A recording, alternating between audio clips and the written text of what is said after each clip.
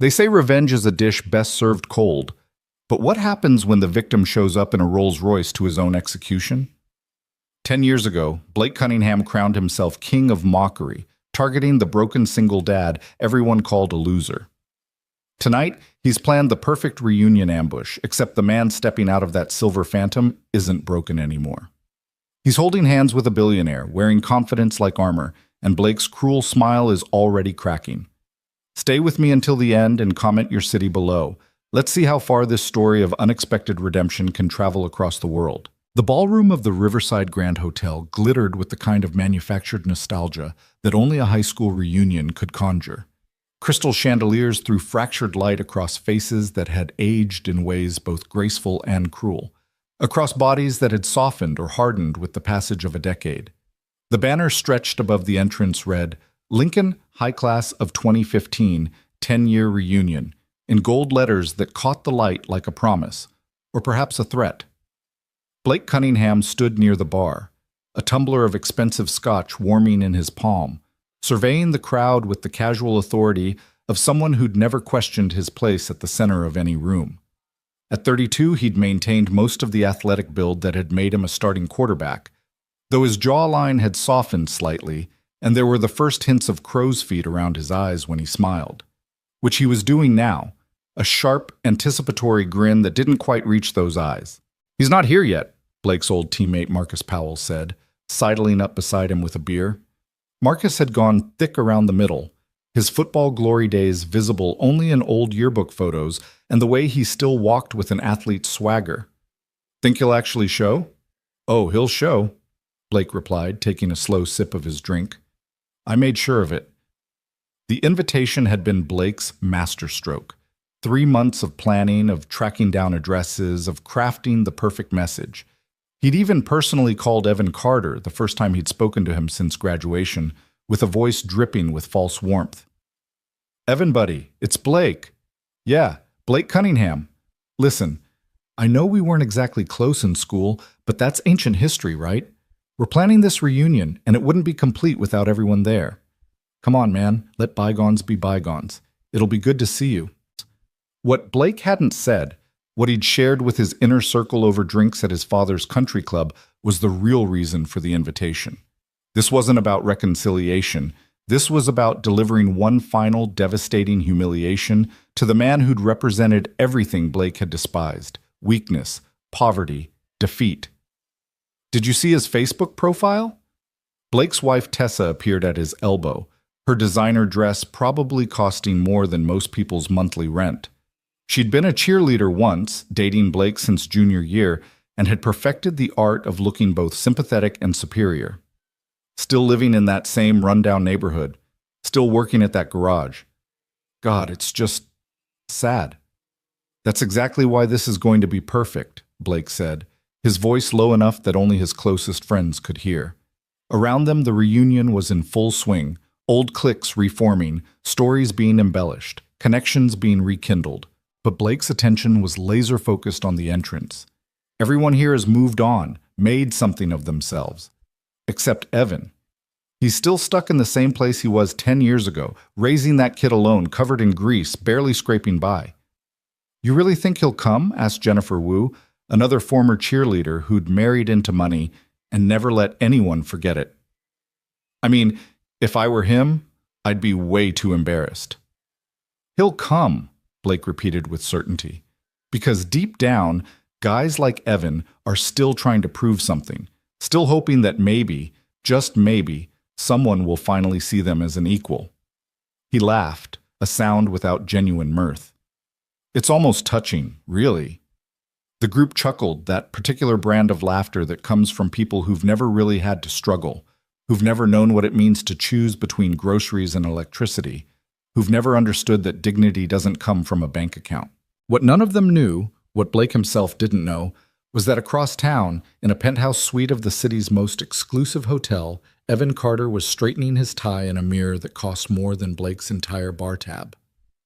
"You don't have to do this," Charlotte Vale said softly from where she sat on the edge of the bed, watching him with concern etched into her elegant features. At 34, she was striking rather than conventionally beautiful, sharp cheekbones, intelligent gray eyes, dark hair swept up in a style that spoke of boardrooms and power lunches. "We can turn around right now. You don't owe these people anything."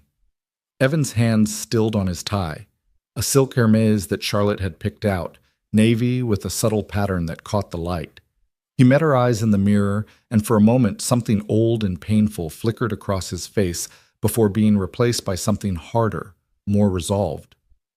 "I'm not going for them," he said quietly. "I'm going for me. For Lily." So she knows her dad never ran from his past, never hid from the people who tried to make him feel small. He turned to face Charlotte directly. "And maybe I need to prove to myself that I really have moved on, that their words don't have power over me anymore." Charlotte rose and crossed to him, her hands coming up to smooth his lapels even though they didn't need smoothing. The gesture was intimate, familiar, the touch of someone who'd earned the right through patience and genuine care. "You're a better man than all of them combined," she said, and there was no flattery in it, just statement of fact. "You were a better man when you were working 3 jobs and sleeping 4 hours a night. You're a better man now that you're running my automotive division. The circumstances changed, Evan. You never did." He caught her hands in his, brought them to his lips. "How did I get so lucky?" "You fixed my car in a blizzard and refused to take my money," Charlotte replied with a small smile. Everything that came after was just the universe correcting an imbalance. "Charlotte, I know. You don't like it when I talk like that." She pulled back slightly, studying him. "But it's true. That night—" She paused, and he could see her mind traveling back across the years. "That night changed everything. You changed everything." Before Evan could respond, his phone buzzed. A text from his daughter. "Dad, Mom C says you look like a movie star. Send pic. Love you, bye, going to bed now. Good night." The message made both of them smile. Lily, 12 years old now, bright as summer lightning and twice as energetic, had taken to calling Charlotte Mom C about 6 months into their relationship. Charlotte had cried the first time it happened, though she'd tried to hide it. Evan snapped a quick selfie and sent it back with a string of heart emojis that Lily had taught him to use, then pocketed his phone. "Okay," he said, squaring his shoulders. "Let's do this." The drive from the penthouse to the Riverside Grand took 25 minutes, and Evan spent most of it silent, watching the city lights blur past the Rolls-Royce's windows. Daniel, Charlotte's longtime driver, navigated the streets with the kind of precision that came from decades of experience, never once asking about their destination or the tension radiating from the back seat. "Do you remember what you said to me that night?" Charlotte asked suddenly, breaking the silence. "After you fixed the car?" Evan turned to look at her, one eyebrow raised. "I said a lot of things, most of them probably incomprehensible because I couldn't feel my face. You said, 'Just help someone else someday.'" Charlotte's voice was soft but clear. Not "pay me back," not "I'll collect someday," just "pass it on." Do you know how rare that is? How impossibly rare. "Charlotte, let me finish." She shifted to face him more fully. "I was ready to give up that night. Not just on the car, on everything. The company was hemorrhaging money, my board was calling for my head, and I was so tired, Evan, so bone-deep tired of fighting, and then this man crawled under my car in the middle of a blizzard, with hands that were literally bleeding from the cold, and fixed it, and asked for nothing." She reached for his hand. "You reminded me why I started the company in the first place. Not for profit, not for power, but because I wanted to build something that mattered, something that helped people." Evan squeezed her hand but said nothing. What could he say? The truth was, he barely remembered making the decision to help that night. He'd been running on autopilot, moving through life in a fog of grief and exhaustion after losing his wife Sarah to complications from Lily's birth. Stopping to help a stranger hadn't been heroic. It had been automatic, the way his mother had raised him, the way Sarah would have wanted him to be. But Charlotte had remembered, and she'd spent 2 years trying to find him, hiring private investigators, following up on every lead, until finally a receptionist at one of her suppliers had mentioned a brilliant mechanic at Morrison's Auto Repair who'd once worked a miracle on her dying transmission. The rest, as they say, was history. Though calling it history seemed too simple for something so profound. Charlotte hadn't just hired him, she'd seen something in him that he'd stopped seeing in himself. Potential, Worth, a mind that could solve problems others couldn't even identify. Within 6 months, he'd redesigned her company's entire supply chain. Within a year, he'd developed a revolutionary diagnostic system that had saved them millions. And somewhere in between spreadsheets and strategy sessions, between late nights in the lab and early mornings with coffee, they'd fallen in love. "We're almost there, Mr. Carter," Daniel said from the front seat, and Evan felt his stomach tighten. The Riverside Grand came into view, all lit up like a birthday cake, and Evan could see people milling around the entrance, smokers and couples stealing moments away from the noise, former classmates greeting each other with the exaggerated enthusiasm of people who hadn't actually kept in touch. "Last chance to turn around," Charlotte murmured, but she was smiling slightly, knowing he wouldn't take it. "Not a chance," Evan replied. "Besides, you got all dressed up. Would be a shame to waste that dress." Charlotte laughed, the sound light and genuine, cutting through the tension. "You're impossible." "You say that like it's news." Daniel pulled the Rolls-Royce smoothly to the curb directly in front of the hotel entrance, the silver paint job catching the light like liquid mercury. Through the tinted windows, Evan could see heads turning, curious faces trying to identify who warranted such an arrival. "Ready?" Charlotte asked.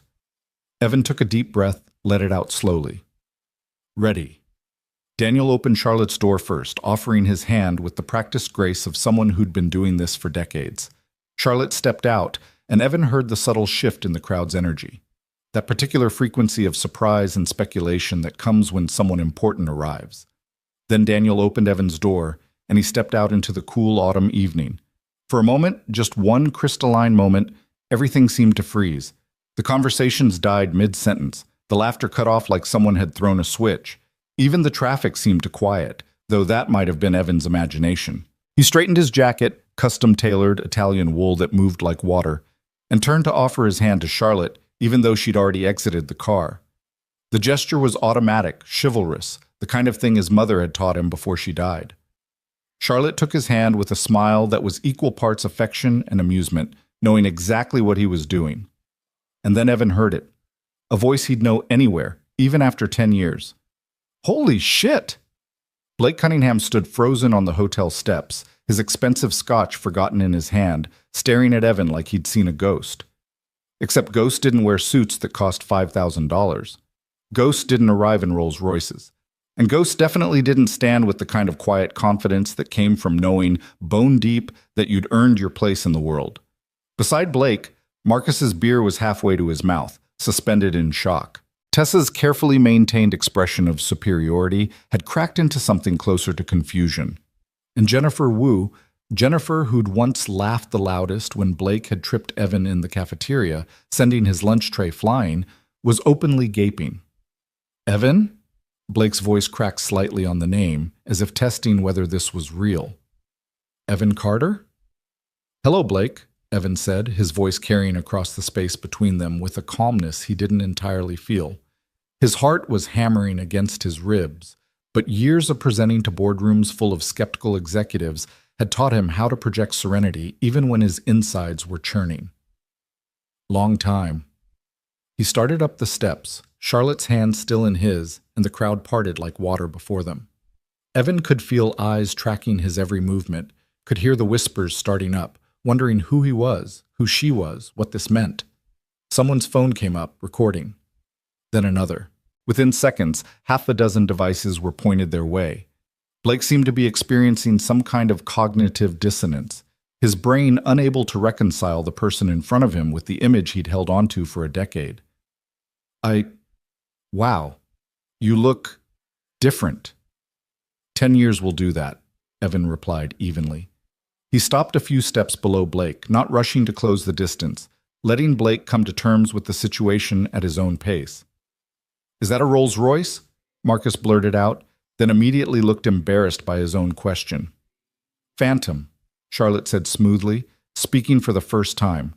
Her voice was cultured, confident, the voice of someone who'd spent years in boardrooms and negotiating tables.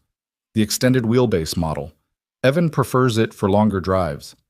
The way she said it, so casual, so matter-of-fact, as if everyone had a Rolls-Royce preference, landed like a bomb in the silence. Blake's eyes darted to Charlotte for the first time, really seeing her, and Evan watched the calculation happen in real time. The dress that probably cost more than his wife's entire wardrobe. The jewelry that was understated but unmistakably real. The bearing of someone who was used to being the most important person in any room. "I don't think we've met," Blake said, extending his hand with a smile that looked like it hurt to produce. "Blake Cunningham." Charlotte shook his hand once, briefly, her grip firm but not aggressive. "Charlotte Vale." The name hung in the air for exactly 3 seconds before someone gasped. Jennifer Wu had her phone out, was frantically typing something, and then her eyes went wide. "Charlotte Vale," she repeated, her voice climbing an octave. "As in, Vale Technologies Charlotte Vale? The Charlotte Vale?"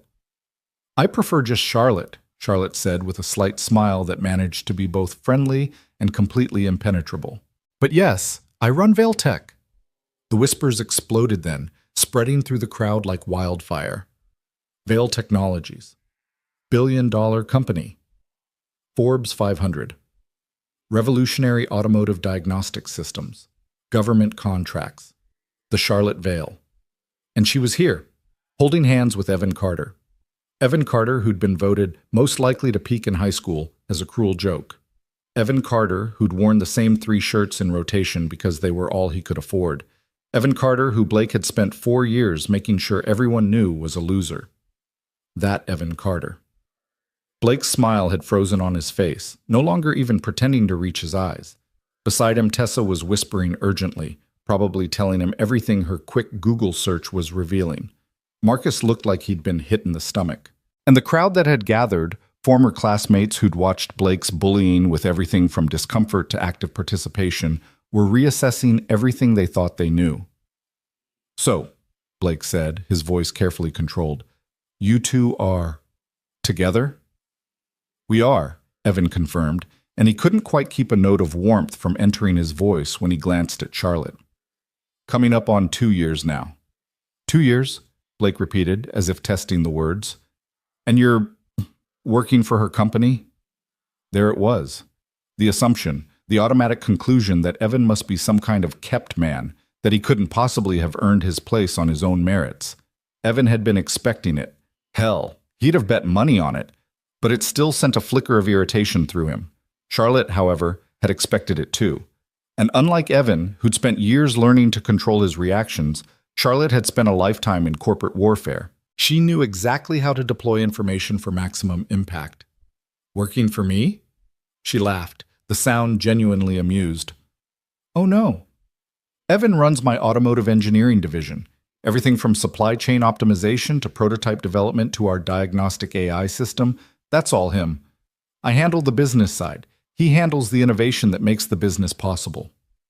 She paused, letting that sink in. He's the reason Valetech survived its first 2 years and thrived in the next 8. The silence that followed could have smothered a flame. Evan watched Blake's face cycle through several expressions. Confusion, disbelief, something that might have been grudging respect. And then finally, that flicker of anger that came from having a carefully constructed reality shattered. "That's impressive," Blake managed, though the word sounded like it had been dragged out of him with pliers. "Evan's always been impressive," Charlotte said, and there was steel under the silk now. Some people just needed the right circumstances to see it. The jab was subtle but unmistakable. Marcus shifted uncomfortably. Tessa found something fascinating to look at on her phone, and Blake's jaw tightened just enough that Evan could see it. "Well," Blake said, recovering some of his composure, "we should get inside. Lots of people to catch up with. Evan, I'm sure everyone will be excited to see you. It's been, 10 years since anyone heard from you?" "About that," Evan agreed. "I've been busy." Clearly, Blake's smile was back, but it had a sharp edge now, like a knife poorly hidden. "Come on, let me buy you a drink. We've got so much to catch up on." As they moved toward the entrance, Charlotte leaned in close to Evan and murmured, "He's planning something." "I know," Evan murmured back. "Let him." The ballroom was exactly as Evan had imagined it, all carefully curated nostalgia and forced bonhomie. A slideshow played on one wall, cycling through yearbook photos and candid shots from a decade ago. There was Blake holding a trophy. There was the cheerleading squad mid-jump, There was the cafeteria, the football field, the parking lot where everyone had gathered after school. And there, in one photo that flashed by so quickly Evan almost missed it, was a younger version of himself, thinner, more haunted, wearing a shirt that was slightly too big because it had been his father's before he died. He was alone in the photo, standing apart from the crowd, looking at something off camera with an expression that was hard to name. Longing, maybe. Or just loneliness. "Is that you?" Charlotte asked softly, having caught the image. "Yeah," Evan said. "To junior year, I think. Right after—" He didn't finish the sentence. Right after his dad died. Right after he'd started working full-time at Morrison's garage to keep the lights on. Right after Blake had decided that Evan's vulnerability made him the perfect target. "You look so young," Charlotte said, and there was something in her voice, not pity, never pity, but a kind of aching empathy that made Evan's chest tight. "I was young," he replied. "We all were." Before Charlotte could respond, Blake materialized at Evan's elbow with 2 glasses of scotch. "Here," he said, thrusting one at Evan. "Lagavulin 16, your favorite, right?" Evan accepted the glass more out of reflex than desire, startled that Blake had remembered. Or maybe Blake hadn't remembered at all. Maybe he'd just picked the most expensive scotch at the bar, assuming everyone shared his preferences. "Thanks," Evan said neutrally. "To old friends," Blake said, raising his glass. Around them, the conversation had shifted.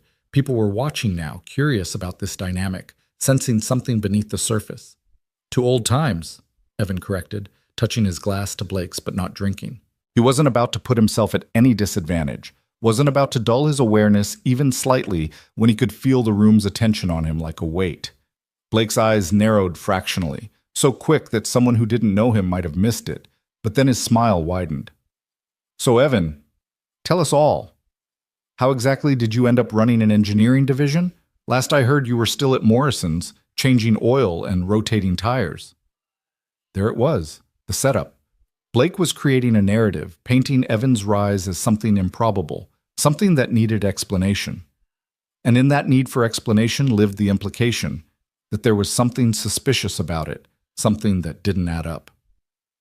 "Last you heard," Evan repeated, taking a small sip of the scotch and finding it actually was quite good. "When was that, Blake?" "Because I stopped working at Morrison's 7 years ago." 7 years, Charlotte added helpfully, her hand finding the small of Evan's back in a gesture of support that was also unmistakably possessive. "Right around the time I hired him to consult on a supply chain problem we were having. Evan solved it in 3 weeks. The problem had been plaguing us for 2 years and had cost us close to $15 million. $15 million, someone echoed from the crowd. Sarah Brennan, who'd been in AP Calculus with Evan, one of the few people who'd never actively participated in Blake's bullying, even if she'd never stood up to stop it either. That's incredible." "That's Evan," Charlotte said simply. "He sees patterns other people miss. Connections that aren't obvious. I've watched him solve problems in days that teams of highly paid consultants couldn't crack in months." She paused, her eyes finding Blake's. "Some people are naturally talented at making others feel small. Evan's naturally talented at making complex systems work better. I know which skill I value more." The jab landed hard enough that Blake actually flinched. Around them, the crowd was divided.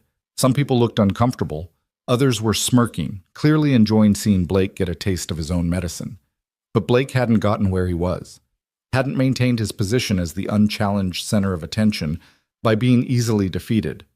He recovered quickly, that smile snapping back into place. "Well, that's a great story," he said, his tone implying it was anything but. "But come on, Evan, you have to admit it's pretty convenient.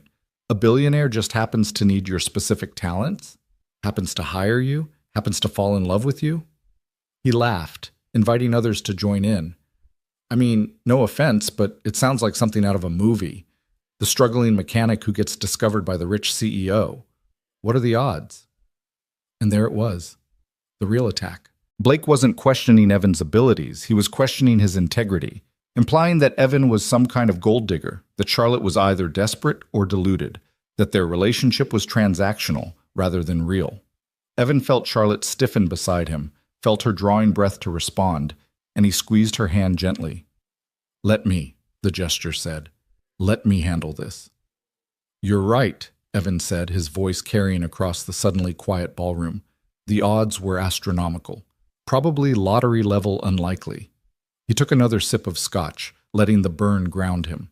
But you know what else was unlikely, Blake? The specific set of circumstances that put Charlotte and me in the same place at the same time. The things that had to happen, the choices we both made, for our paths to cross.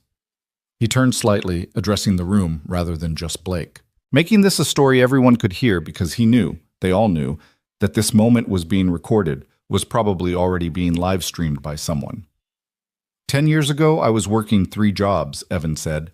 Morrison's garage during the day, dispatch for a courier service at night, and weekend shifts at a 24-hour diner.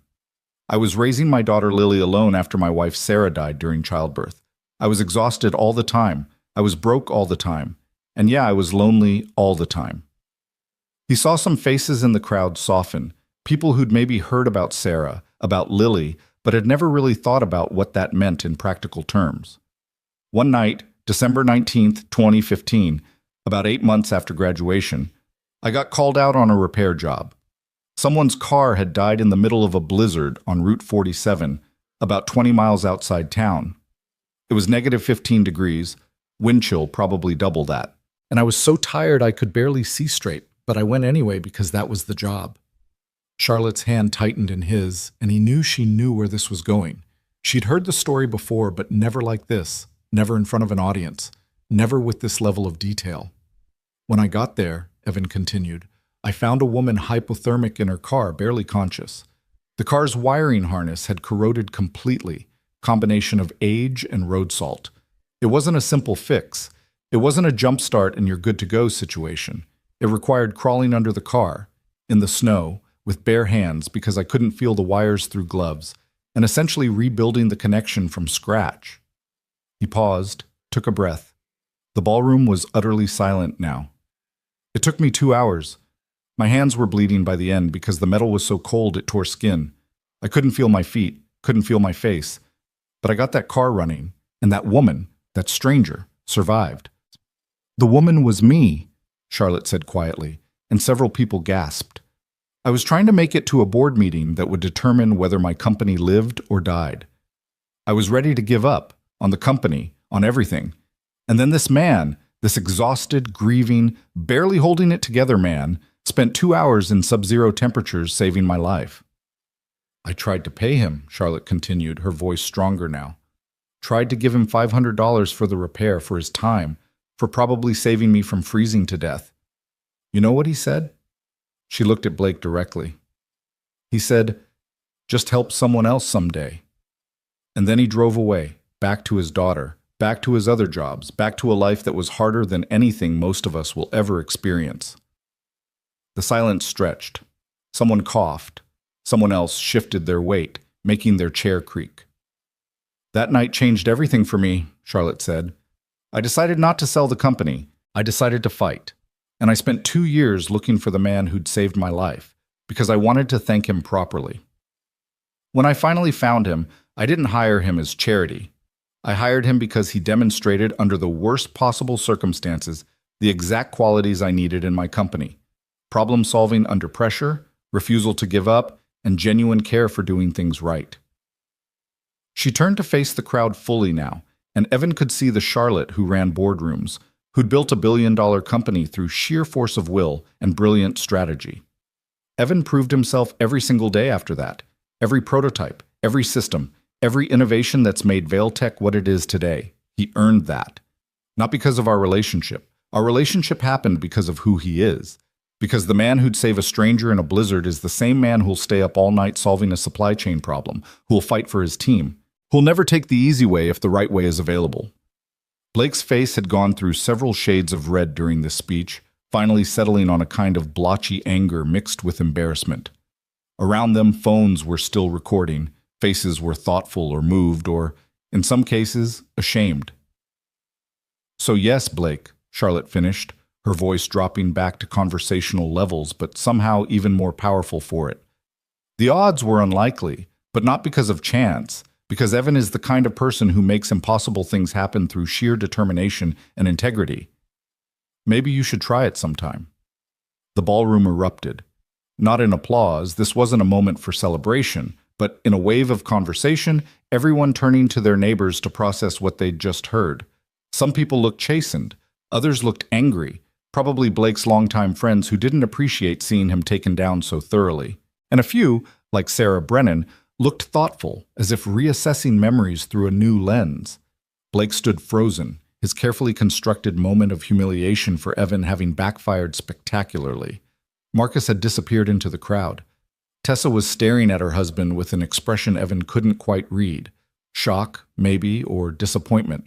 Or perhaps recognition of something she'd been trying not to see for years.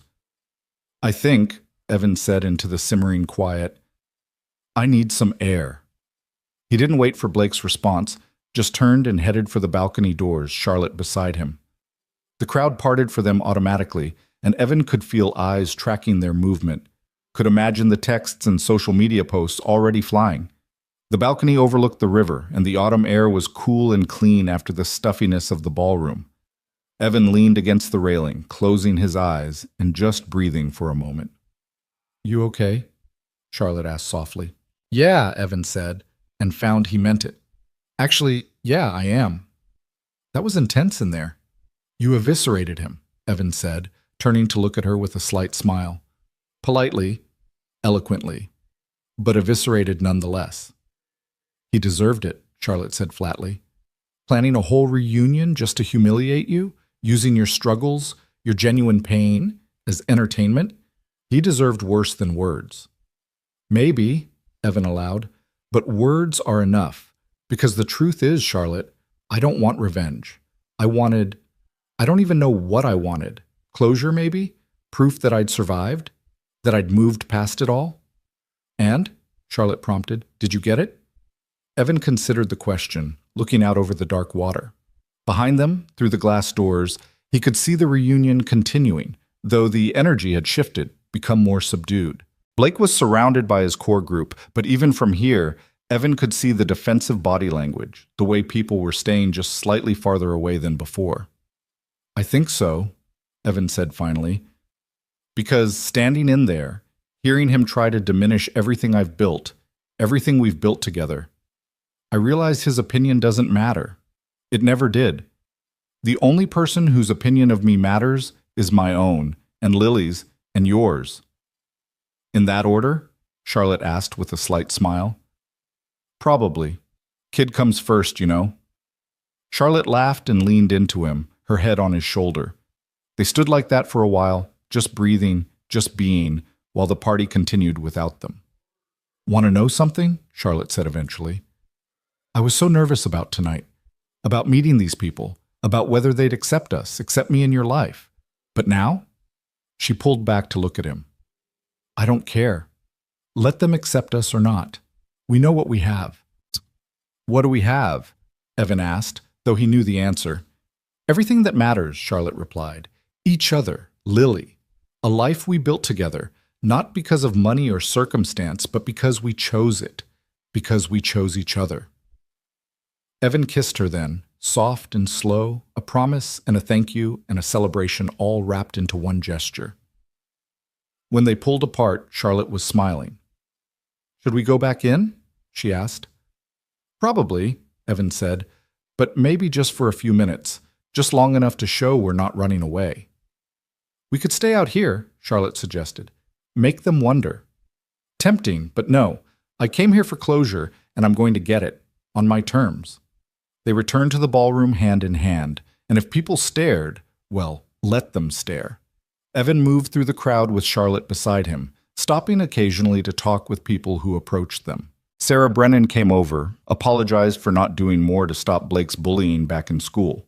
Michael Torres, who'd been in shop class with Evan, expressed genuine happiness at his success.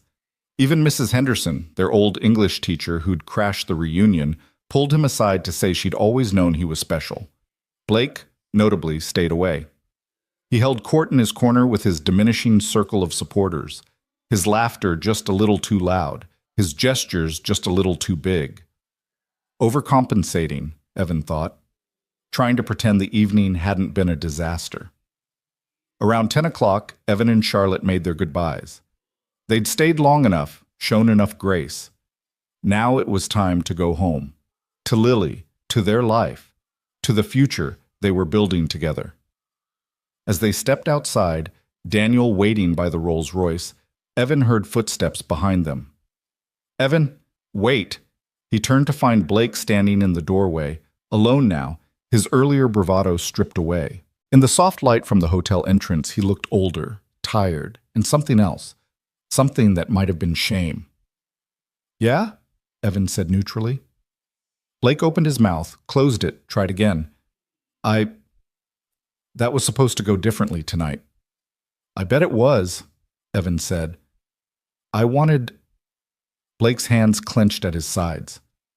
"I wanted you to show up exactly like I remembered you, struggling, defeated, so I could—" He broke off, shaking his head.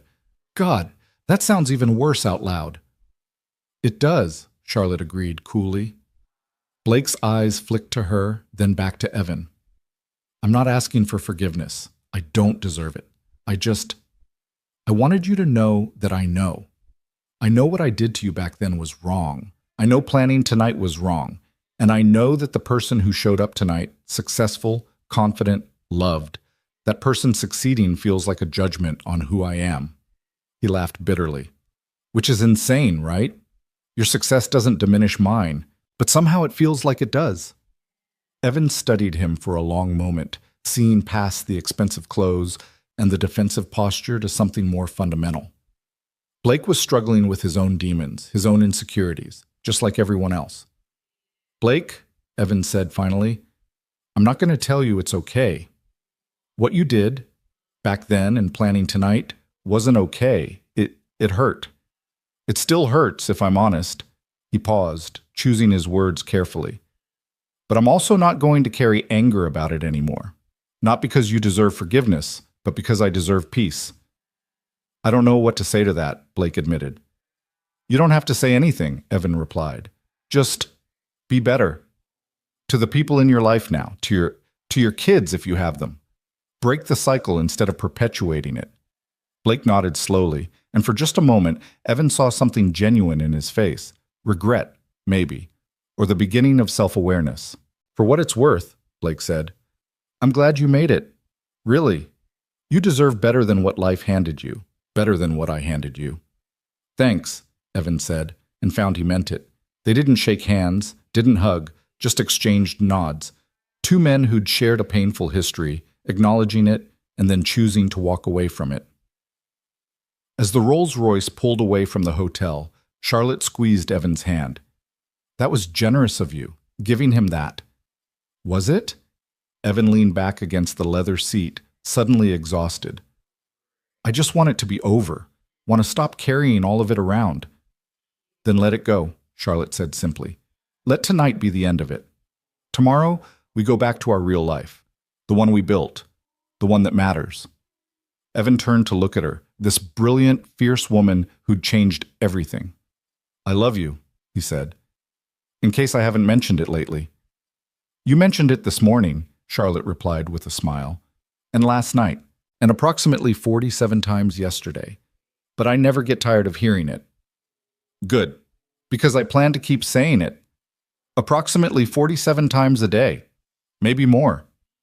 They rode the rest of the way in comfortable silence, the city lights painting patterns across the car's interior.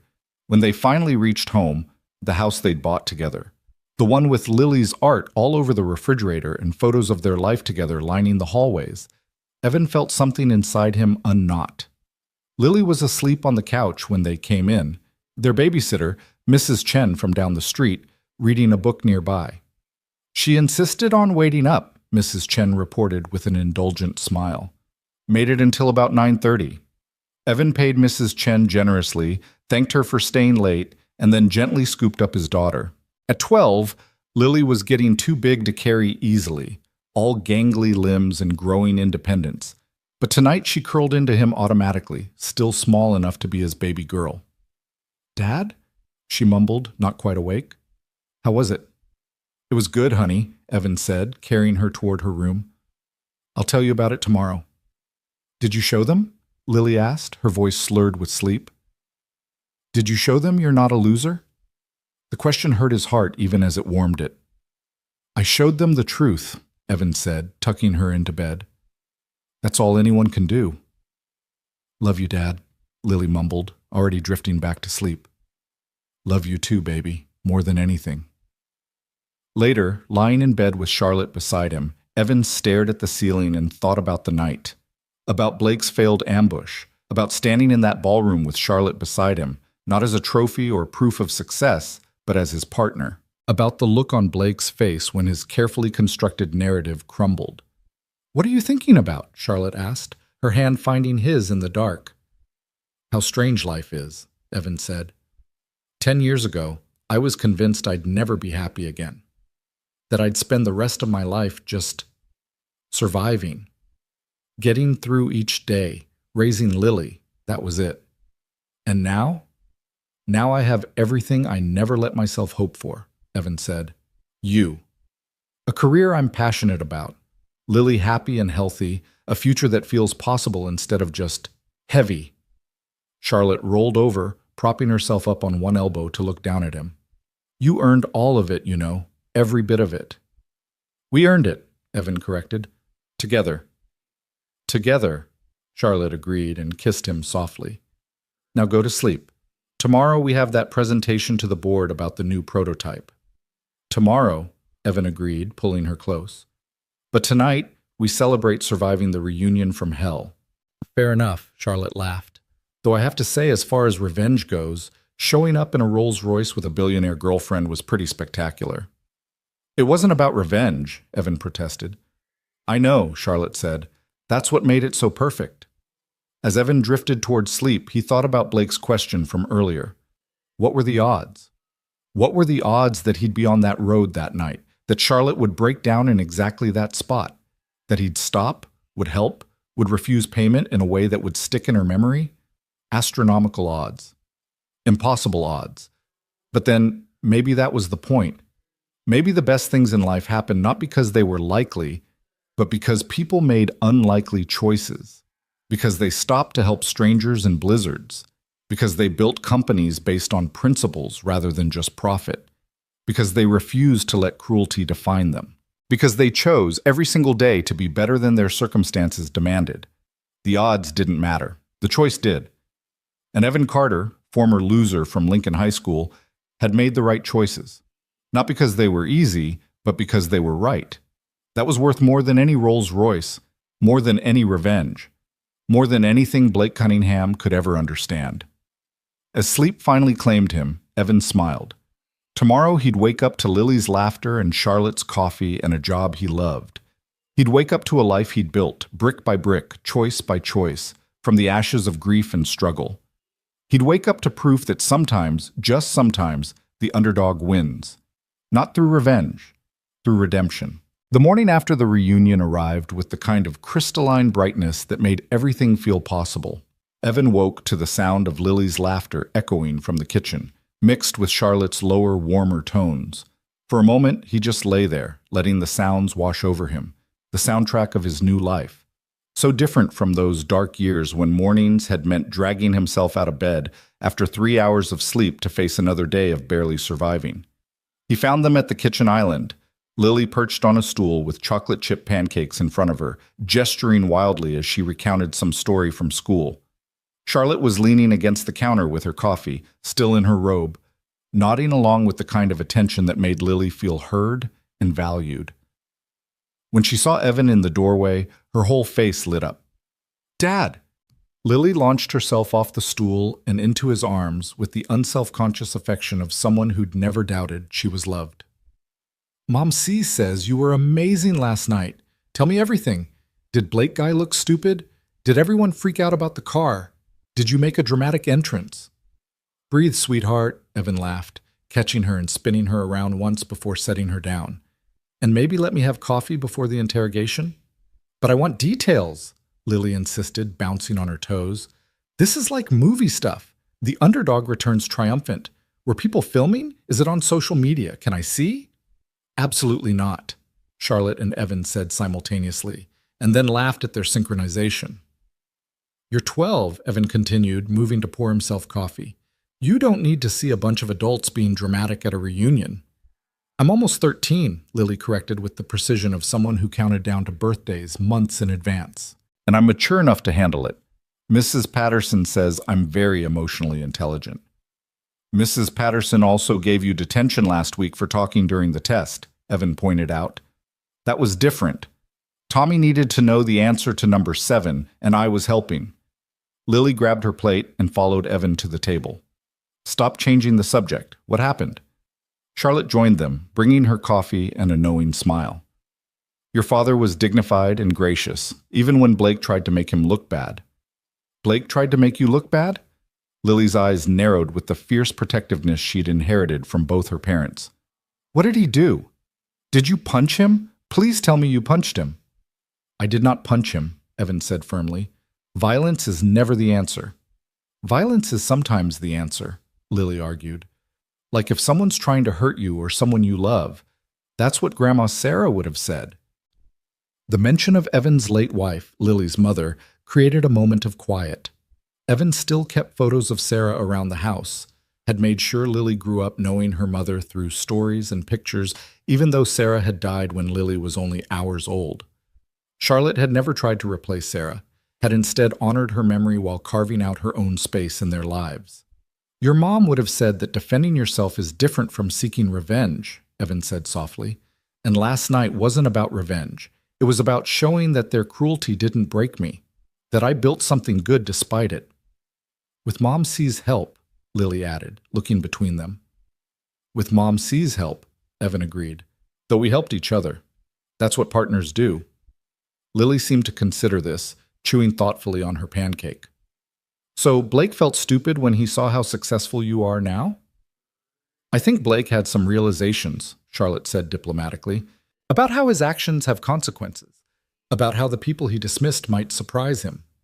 Good. Lily's satisfaction was fierce. He deserved it.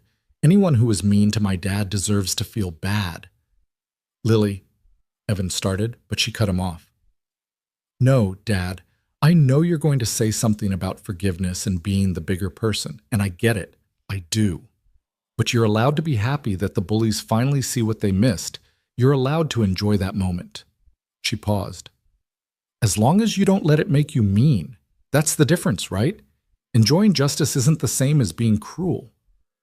Evan and Charlotte exchanged glances over Lily's head. Their daughter was wise beyond her years, shaped by circumstances that had forced her to grow up a little faster than most kids, but also by two parents who'd worked hard to teach her the difference between strength and hardness, between confidence and arrogance. You're right, Evan said finally. I did enjoy proving them wrong. I'm human.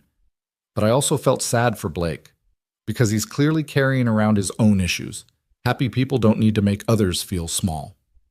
That's what Dr. Morrison says, Lily agreed, referring to the school counselor she'd been seeing occasionally to process the complicated feelings around having lost her biological mother and gained a stepmother. That bullies are usually in pain themselves. Doesn't make it okay, Charlotte added. Understanding why someone hurts others doesn't excuse the hurt, but it does help us respond with wisdom instead of just reacting. They finished breakfast in comfortable conversation, and Evan found himself marveling again at how seamlessly Charlotte had woven herself into their lives. She never tried to be Lily's mother in the biological sense. That role belonged to Sarah and always would.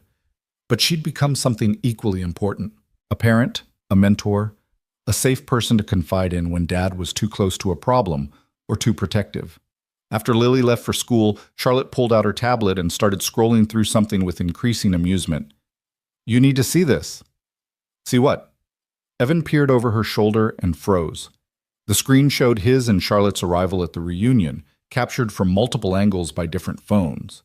The videos had been compiled into a thread on social media, and the comments were multiplying by the minute. That's the kind of glow-up that makes you believe in karma. Imagine planning someone's humiliation and they show up in a Rolls-Royce with a literal billionaire. The way she defended him, though, that's love, that's partnership, that's everything. Blake Cunningham really thought he did something. The secondhand embarrassment is real. It's gone viral, Charlotte said, still scrolling. Local news picked it up. 3 different bloggers have written think pieces about bullying and redemption. Someone even made a TikTok reenactment. Oh, God. Evan sat down heavily. This is exactly what I didn't want. I didn't want it to be a spectacle. Too late for that, Charlotte said, but her tone was gentle. But look at the comments, Evan. Really look at them. He did, reading through the thread more carefully. And he saw that Charlotte was right. People weren't mocking him. They were celebrating him. Dozens of people were sharing their own stories of being bullied, of struggling, of eventually finding success or happiness or peace. The narrative that had emerged wasn't about revenge or wealth. It was about resilience, about dignity, about refusing to let others define your worth. This gives me hope that my own bully will see what I became, one comment read. Not because I want revenge, but because I want them to know they were wrong about me. The best revenge is living well, another added. This man literally saved his future wife's life years before they even got together. That's the kind of character that deserves success. Huh, Evan said softly. I guess I didn't think about how the story might help other people. Everything you do helps other people, Charlotte said, setting down the tablet to look at him directly. That's who you are. The man who stops in blizzards. The man who works 3 jobs for his daughter. The man who solves problems because they need solving, not for recognition. She paused. That's why I fell in love with you. Not because you were struggling and I wanted to save you, but because you were struggling and still chose kindness. Before Evan could respond, his phone buzzed, then buzzed again. And again. Messages were flooding in. From old coworkers at Morrison's garage, from the dispatcher he'd worked nights for, from Mrs. Chen next door, from people he hadn't spoken to in years who'd seen the videos and wanted to reach out. One message stopped him cold. It was from Tom Morrison, his old boss at the garage, the man who'd kept him employed through those brutal years when Evan was barely functional from grief and exhaustion. Evan saw the videos. Been watching you build something incredible, and I couldn't be prouder. You were always more than just a mechanic, always had that spark. Glad someone finally gave you the chance to show it. Come by the garage sometime. First coffee's on me. Tom. Tom, Evan said aloud, showing Charlotte the message. He's the one who hired me when I was 17, kept me on even when I was a mess after Sarah died. Covered shifts when I needed to be with Lily. Never made me feel like charity. Sounds like a good man, Charlotte observed. He is. Evan typed back a response, promising to visit soon, and felt something loosen in his chest. These were the connections that mattered, not Blake's approval or the reunion's judgment, but the people who'd seen him at his lowest and valued him anyway. The rest of the morning passed in a blur of messages and calls. Evan's phone became a portal to his past, with people emerging from years of silence to say they'd always known he'd make it. They'd always believed in him. They were sorry they hadn't stayed in touch. Some of it felt genuine. Some of it felt performative.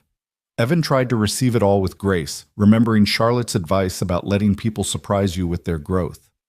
By the time they arrived at Vail Tech for the board presentation, Evan had turned off his phone entirely. The building rose 40 stories above the city, all glass and steel, and the kind of architectural confidence that came from success. But Evan had never been intimidated by it. This was his workspace, his realm, where his ideas took shape and became reality. Ready? Charlotte asked as they rode the elevator to the executive floor. Always, Evan replied, and meant it. The boardroom was one place where his worth was never in question, where his contributions were measured by results rather than perception. The presentation went flawlessly. Evan unveiled the new diagnostic AI prototype, demonstrated its capabilities with a system that could predict vehicular failures up to 6 months before they occurred with 94% accuracy, and fielded questions with the ease of someone who knew his subject inside and out. The board approved expanded funding and a timeline for market testing. Several members congratulated him personally, praising his innovation and vision. It was exactly the kind of success Evan had built his career on: steady, earned, undeniable. And it felt good in a way that had nothing to do with proving anyone wrong and everything to do with proving himself right. He could do this. He was good at this. His mind, his skills, his instincts, they mattered. Afterward, in Charlotte's office, they collapsed on the leather sofa with the kind of exhausted satisfaction that followed a job well done. "You killed it in there," Charlotte said, loosening her hair from its professional updo. Mitchell was practically salivating over the profit projections. Mitchell salivates over everything that involves money, Evan pointed out. But yeah, it felt good, felt right. So here's a question, Charlotte said, turning to face him more fully. How do you feel now? 24 hours after the reunion, after all the social media chaos, after coming back to the work that matters, how do you actually feel? Evan considered the question seriously, examining his emotions the way he might examine a complex mechanical system, looking for the truth beneath the surface. Lighter, he said finally. I feel lighter. Like I was carrying around this weight I didn't even realize was there. The need to prove something, the fear that maybe Blake was right, and I was just a loser who got lucky. But standing in that ballroom, seeing his face when we arrived, hearing you tell the story of how we met, he paused. I realized I wasn't there to prove anything to them. I was there to prove something to myself. That I'd survived. That I'd thrived. That their cruelty hadn't defined me. And did you? Prove it to yourself? Yeah, Evan said softly. Yeah, I did. Charlotte took his hand, interlacing their fingers. Good. Because you're remarkable, Evan Carter. With or without the reunion, with or without Blake's recognition, with or without any external validation. You're remarkable because of who you are when no one's watching, when it's just you and a problem that needs solving, when it's you and Lily at the kitchen table, when it's you making the choice to stop in a blizzard instead of driving past. You give me too much credit, Evan protested. I give you exactly the right amount of credit, Charlotte corrected. You just don't see yourself clearly yet. But you will. You're getting there. They sat in comfortable silence for a while, watching the city spread out below them through the floor-to-ceiling windows. From this height, everything looked small, manageable, part of a larger pattern. Cars moved like blood cells through arterial streets. People were tiny figures, each carrying their own stories, their own struggles, their own private victories. Can I tell you something? Charlotte said eventually. Something I've never told anyone? Always. She took a breath, as if gathering courage. That night you saved me, December 19th, 2015. I wasn't just driving to a board meeting. I was driving away from my life. I'd written a note. It was in my purse. I was going to the meeting, going to resign, and then... She didn't finish the sentence, but she didn't need to. Evan felt his chest constrict. Charlotte, I was exhausted, she continued, her voice steady despite the weight of what she was saying. Not just tired. Exhausted in my soul. Everything I'd built was crumbling. My board wanted me out. My investors had lost faith, and I kept thinking, what's the point? Why keep fighting? And then my car died in the middle of nowhere in a blizzard, and I thought, well, that's that. The universe has decided. She turned to look at him, and there were tears in her eyes, but her voice never wavered. And then you appeared, this man who had every reason to drive past, who was clearly exhausted himself, who had his own problems. And you stopped. And you spent 2 hours in the freezing cold fixing my car. And when I tried to pay you, you said no. You said, just help someone else someday. And I realized, her voice caught, I realized that if someone that tired, that struggling, that burdened, could still choose kindness, still choose to help a stranger, then maybe I could choose to keep fighting. Maybe the universe hadn't decided anything. Maybe I still got to choose. I had no idea, Evan said softly. You never said. I couldn't. Not for a long time. It felt too big, too heavy to put on you. Charlotte wiped her eyes. But you need to know. You didn't just save my life that night in the practical sense. You saved it in every sense. You gave me a reason to believe that goodness still existed, that effort still mattered, that maybe there was still purpose in the struggle. Evan pulled her into his arms, holding her close while she cried quietly against his shoulder. This was the foundation of them, he realized. Not the fairy tale version that had gone viral, where the poor mechanic won the heart of the billionaire. But this, the real story of two people who'd been drowning in different ways and somehow, impossibly, had found each other in the darkness and decided to swim toward light together. Thank you for telling me, he said finally. And for the record, you saved me too. You gave me a future when I thought all I had left was survival. You gave me purpose beyond just getting through each day. You gave me hope. They held each other for a long time, the city humming below them, the afternoon sun painting gold across the office walls. Some moments, Evan thought, were too sacred for words. Some connections too profound for explanation. You could only honor them by being present, by showing up, by choosing each other over and over again. Eventually, they had to return to work. Charlotte had 3 more meetings, and Evan had a prototype to refine. But something had shifted between them, a deeper understanding, a fuller picture of the journey that had brought them to this moment. That evening, Evan kept his promise to visit Tom Morrison at the garage. The place looked exactly as he remembered, weathered brick building, hand-painted sign that was more rust than paint, the perpetual smell of motor oil and old coffee. But where he'd once seen it as a symbol of his limitations, now he saw it as a symbol of resilience. This garage had weathered economic crashes, changing technologies, and decades of competition. It was still here, still fixing cars, still serving the community. Tom was under a Honda Civic when Evan arrived, his legs sticking out from beneath the chassis. But he must have heard the bell over the door because he rolled out and sat up, his weathered face breaking into a genuine smile. "Evan Carter," he said, standing and wiping his hands on a rag that had probably never been clean. "Look at you, all grown up and fancy." "Not that fancy," Evan said, accepting Tom's oil-stained handshake. "Still know my way around an engine." "I saw the videos," Tom said, leading him toward the small office where they'd drunk countless cups of terrible coffee during Evan's years here. "The reunion, the Rolls-Royce, the whole thing, internet's having a field day." "Don't remind me," Evan groaned. "It wasn't supposed to be a spectacle." "But it was," Tom said, pouring 2 cups of coffee from a pot that looked like it had been brewing since morning. "And you know what? Good. Those kids who made your life hell back then needed to see what you became. Not because you need their validation, but because maybe it'll make them think twice before dismissing the next person who's struggling." Evan accepted the coffee, which was exactly as bad as he remembered, and settled into the worn chair across from Tom's desk.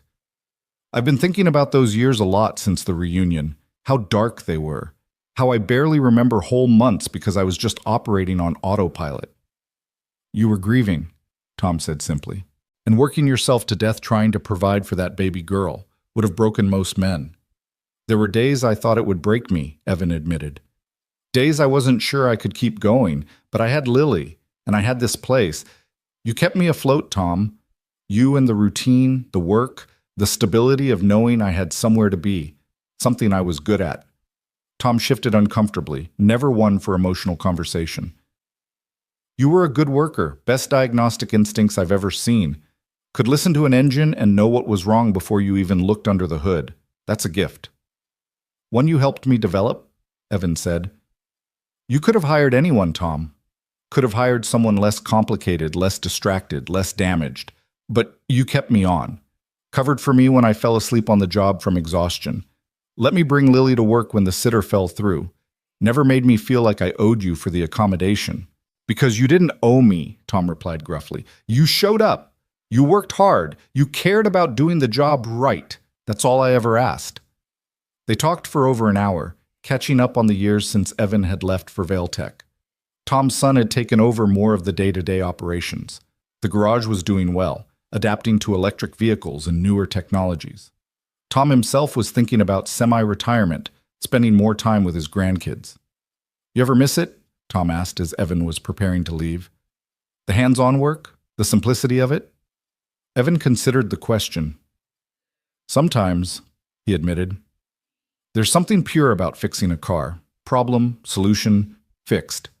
The work I do now is more complex, more abstract, but it's also more impactful. The systems I develop will help millions of drivers, prevent accidents, save lives." He paused. "Though I won't lie, I miss the smell of motor oil sometimes, the satisfaction of getting your hands dirty." "You know you're always welcome back here," Tom said. "Not to work necessarily, but to tinker, to remember where you came from." "I'd like that," Evan said, and meant it. "Maybe bring Lily by sometime, show her what her dad used to do before the fancy office." "She'd be welcome," Tom said. "And Evan, I'm proud of you, always have been. But not because of the success or the money or the billionaire girlfriend, I'm proud because you stayed kind, stayed decent. That's rarer than you think. The drive home took Evan through neighborhoods he'd once known intimately. The apartment complex where he'd raised Lily in a one-bedroom unit, the 24-hour diner where he'd worked weekend shifts, the park where he'd pushed her on swings during the few hours of daylight he got to spend with her. The geography of his struggle mapped across a city that had both challenged and sustained him. He found himself pulling over at the park, getting out to walk through the empty playground in the fading light. The swings were different now, newer, safer. But the bones of the place were the same. He could almost see his younger self here, hollow-eyed from exhaustion, pushing a toddler Lily who squealed with delight, her joy the only thing that made the exhaustion bearable. "I made it," he said quietly to that memory of himself. "You probably don't believe it yet, but you will. You'll make it. She'll be okay. You'll be okay. Better than okay." His phone rang, interrupting the moment. Charlotte's name flashed on the screen. "Hey," he answered. "Everything okay?" "Everything's fine," she assured him. "I'm leaving the office now. Where are you?" "At the park. The one near my old apartment. I stopped by to visit Tom and just ended up here." "Want company?" Charlotte asked. "I can come to you." "You don't mind?" "Evan, I love every part of you, including the parts that need to visit old parks and process complicated feelings. I'll be there in 15 minutes. While he waited, Evan sat on one of the benches, watching the last light fade from the sky. Other parents were arriving now, bringing kids home from after-school activities, their minivans and sedans a stark contrast to the Rolls-Royce he'd arrived in.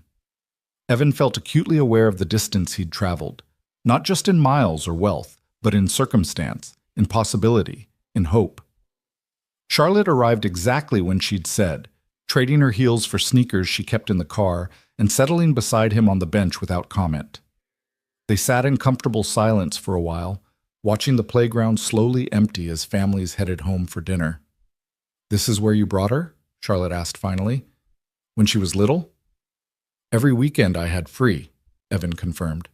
"Which wasn't often. But yeah, she loved the swings. Would go for an hour straight if I let her, just pumping her little legs and laughing." He smiled at the memory. "She was fearless. Still is." "She gets that from you," Charlotte said. "I'm not fearless." "You're the bravest person I know," Charlotte corrected. "Brave isn't the same as fearless. Brave is being terrified and doing it anyway. And you did that every single day for years. Got up, went to work, took care of your daughter, kept moving forward even when you wanted to quit. That's bravery." "Or stubbornness," Evan suggested. "Both can be true," Charlotte allowed, "but I stand by bravery." They watched a father push his daughter on the swings, her laughter carrying across the playground, and Evan felt a pang of something, not quite nostalgia, not quite grief. Recognition, maybe, of who he'd been, who he'd become, the distance between them and the bridge that connected them. "I want to tell you something," Evan said, "about that night. The blizzard, your car, all of it." Charlotte turned to look at him, waiting. "I almost didn't stop," Evan admitted. "I was so tired, Charlotte, so beyond exhausted. And I saw your car on the side of the road, and my first thought was to keep driving, to tell myself someone else would stop, that I'd done enough for one day, that I had to get home to Lily." He paused.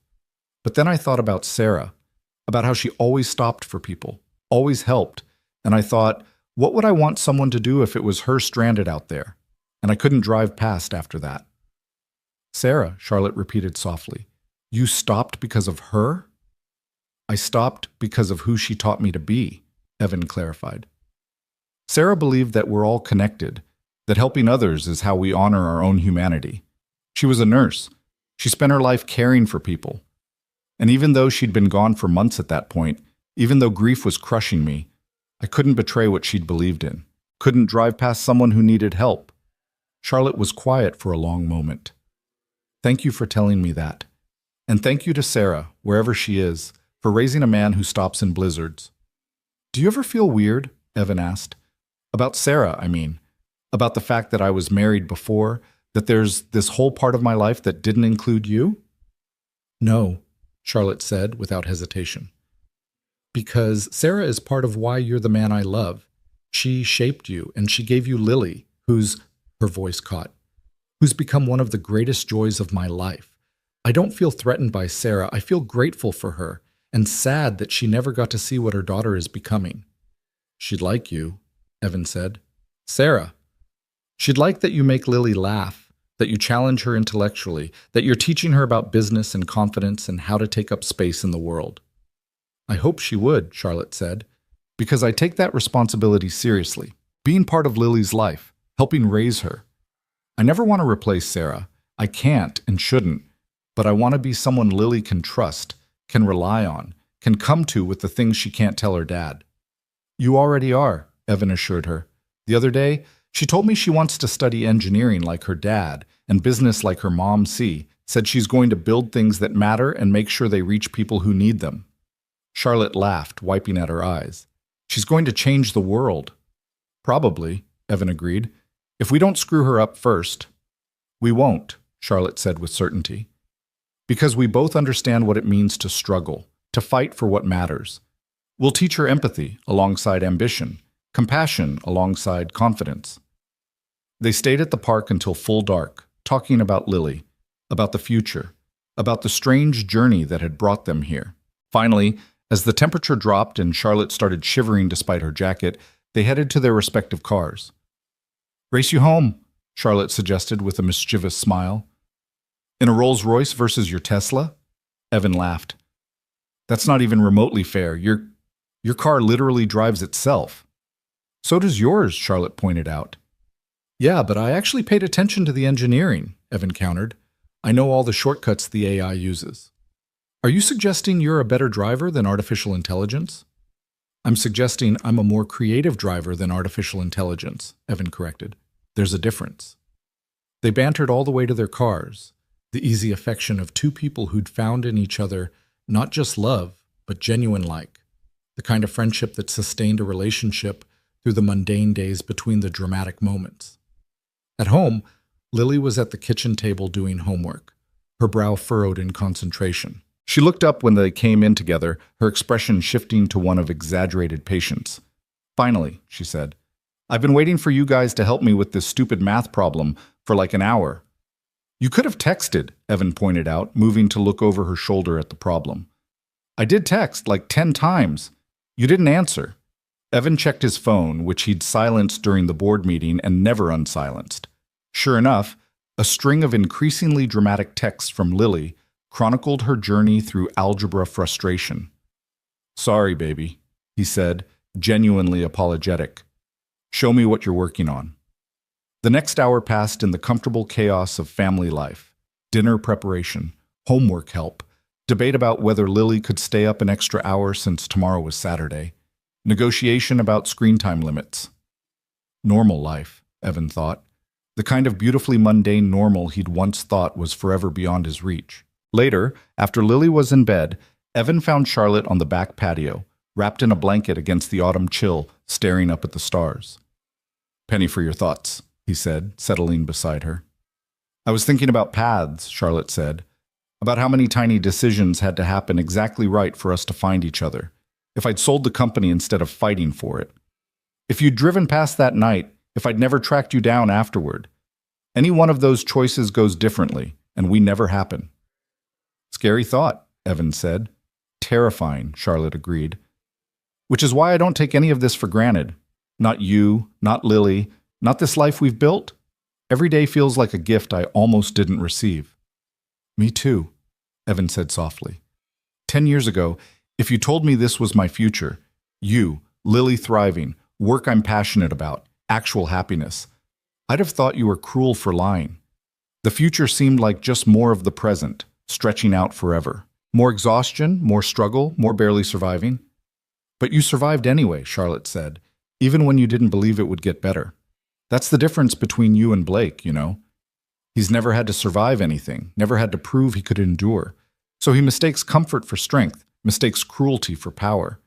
He doesn't understand that real strength is what you did, showing up day after day when every day felt impossible. Evan pulled her closer, feeling the warmth of her against the cool night. You know what's funny? Blake thought he was teaching me a lesson back in high school. Thought he was showing me my place, keeping me humble, or whatever he told himself to justify it. But what he actually did was teach me that other people's opinions don't define my worth, that I could be mocked and dismissed and written off and still be valuable, still be worthy of love and success and happiness. Best lesson he never meant to teach, Charlotte observed. Exactly. Evan tilted his head back to look at the stars. I used to hate him so much, spend hours imagining scenarios where I'd make him feel small, where I'd get revenge. But now I just feel sorry for him. Sorry that he needs to hurt others to feel powerful. Sorry that he's probably going to teach his kids the same cruelty unless something changes. You think it will? Change? I don't know, Evan admitted, but I hope so. For his kids' sake, if not his own, no child deserves to grow up learning that cruelty is strength. They sat in comfortable silence, watching the stars wheel slowly overhead, and Evan felt something settle deep in his chest. Peace, maybe, or acceptance, or simply the understanding that he'd done more than survive. He'd actually, impossibly, built a life worth living. The fallout from the reunion continued to ripple outward like waves from a stone thrown into still water. By Monday morning, 3 different news outlets had reached out to Vailtech's communications department requesting interviews with Evan. A podcast about redemption stories wanted him as a guest. Someone had even started a hashtag, #Rolls-Royce Redemption, that was trending locally and gaining traction nationally. Evan sat at his desk staring at the interview requests that Charlotte's assistant had forwarded, feeling a mix of flattery and discomfort. This wasn't why he'd gone to the reunion. He hadn't wanted to become some kind of viral inspiration, a symbol people projected their own struggles onto. You don't have to do any of them, Charlotte said from his office doorway. She'd taken to checking on him between meetings, sensing his unease with the sudden attention. Just say no. The story will fade. Something else will capture the internet's attention. I know, Evan said, but some of these messages, he gestured at his screen, there are people writing to say the story gave them hope, that seeing someone overcome bullying and build something good made them believe they could do the same. How do I ignore that? Charlotte crossed the room and perched on the edge of his desk, a position that would have scandalized her executive team if anyone had walked in. You don't have to be responsible for everyone's hope, Evan. That's too heavy a burden for anyone to carry. But what if I could help? Evan argued. What if talking about it, really talking about what those years were like, how I survived them, what I learned, what if that actually makes a difference for someone? Then you do it, Charlotte said simply. But you do it because you want to, not because you feel obligated, and you do it on your terms, saying what you want to say, not what they want to hear. Evan considered this, scrolling through the requests again. Most were typical media, local news wanting a feel-good story, bloggers chasing clicks. But one stood out, a nonprofit that worked with at-risk youth, providing mentorship and support for kids dealing with bullying, poverty, and family trauma. They weren't asking for an interview. They were asking if he'd be willing to speak to a group of teenagers who were struggling with many of the same challenges he'd faced. This one, he said, pulling it up for Charlotte to see. This feels right. Charlotte read it over his shoulder, and he felt her smile. Of course, that's the one you'd choose, not the big media platform, but the small room of kids who actually need to hear from you. Is that bad? Evan asked, suddenly uncertain. It's perfect, Charlotte assured him. It's you. You've never been interested in the spotlight. You've always been about the actual work, the real impact. She paused. When do they want you? This Saturday afternoon, Evan said. At the community center downtown, small group, maybe 15 kids. Tell them yes, Charlotte said. I'll clear your schedule. Our schedule, Evan corrected. You're coming with me. Charlotte raised an eyebrow. You want me there? These kids need to hear from both of us, Evan explained. They need to hear from someone who struggled and survived, yeah. But they also need to hear from someone who succeeded on a different path. Someone who built something from intelligence and determination. Someone who had resources but still faced challenges. You balance me, Charlotte. You always have. Okay, Charlotte agreed softly. We'll go together. The rest of the week passed in a blur of work and preparation. Evan found himself thinking constantly about what he wanted to say to these kids, how to be honest about the darkness without making it seem hopeless, how to acknowledge the unfairness of life while still encouraging them to keep fighting. He asked Lily about it one night while helping her with her history homework. If you were struggling, really struggling, what would you want to hear from an adult? What would actually help versus what's just empty platitudes?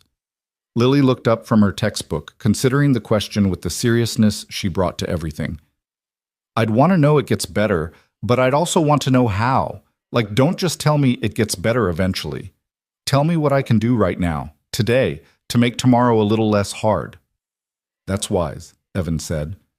I'm a wise person, Lily replied without a trace of irony. Also, I'd want to know that being sad or angry or scared doesn't make me weak.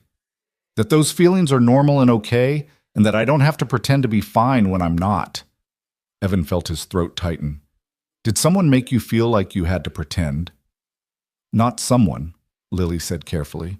But sometimes at school, when kids talk about their problems, other kids act like they're being dramatic. Like if you're upset about something, you're weak or attention-seeking, so people learn to hide it, to say they're fine when they're not. That's not okay, Evan said firmly. Your feelings are always valid, Lily.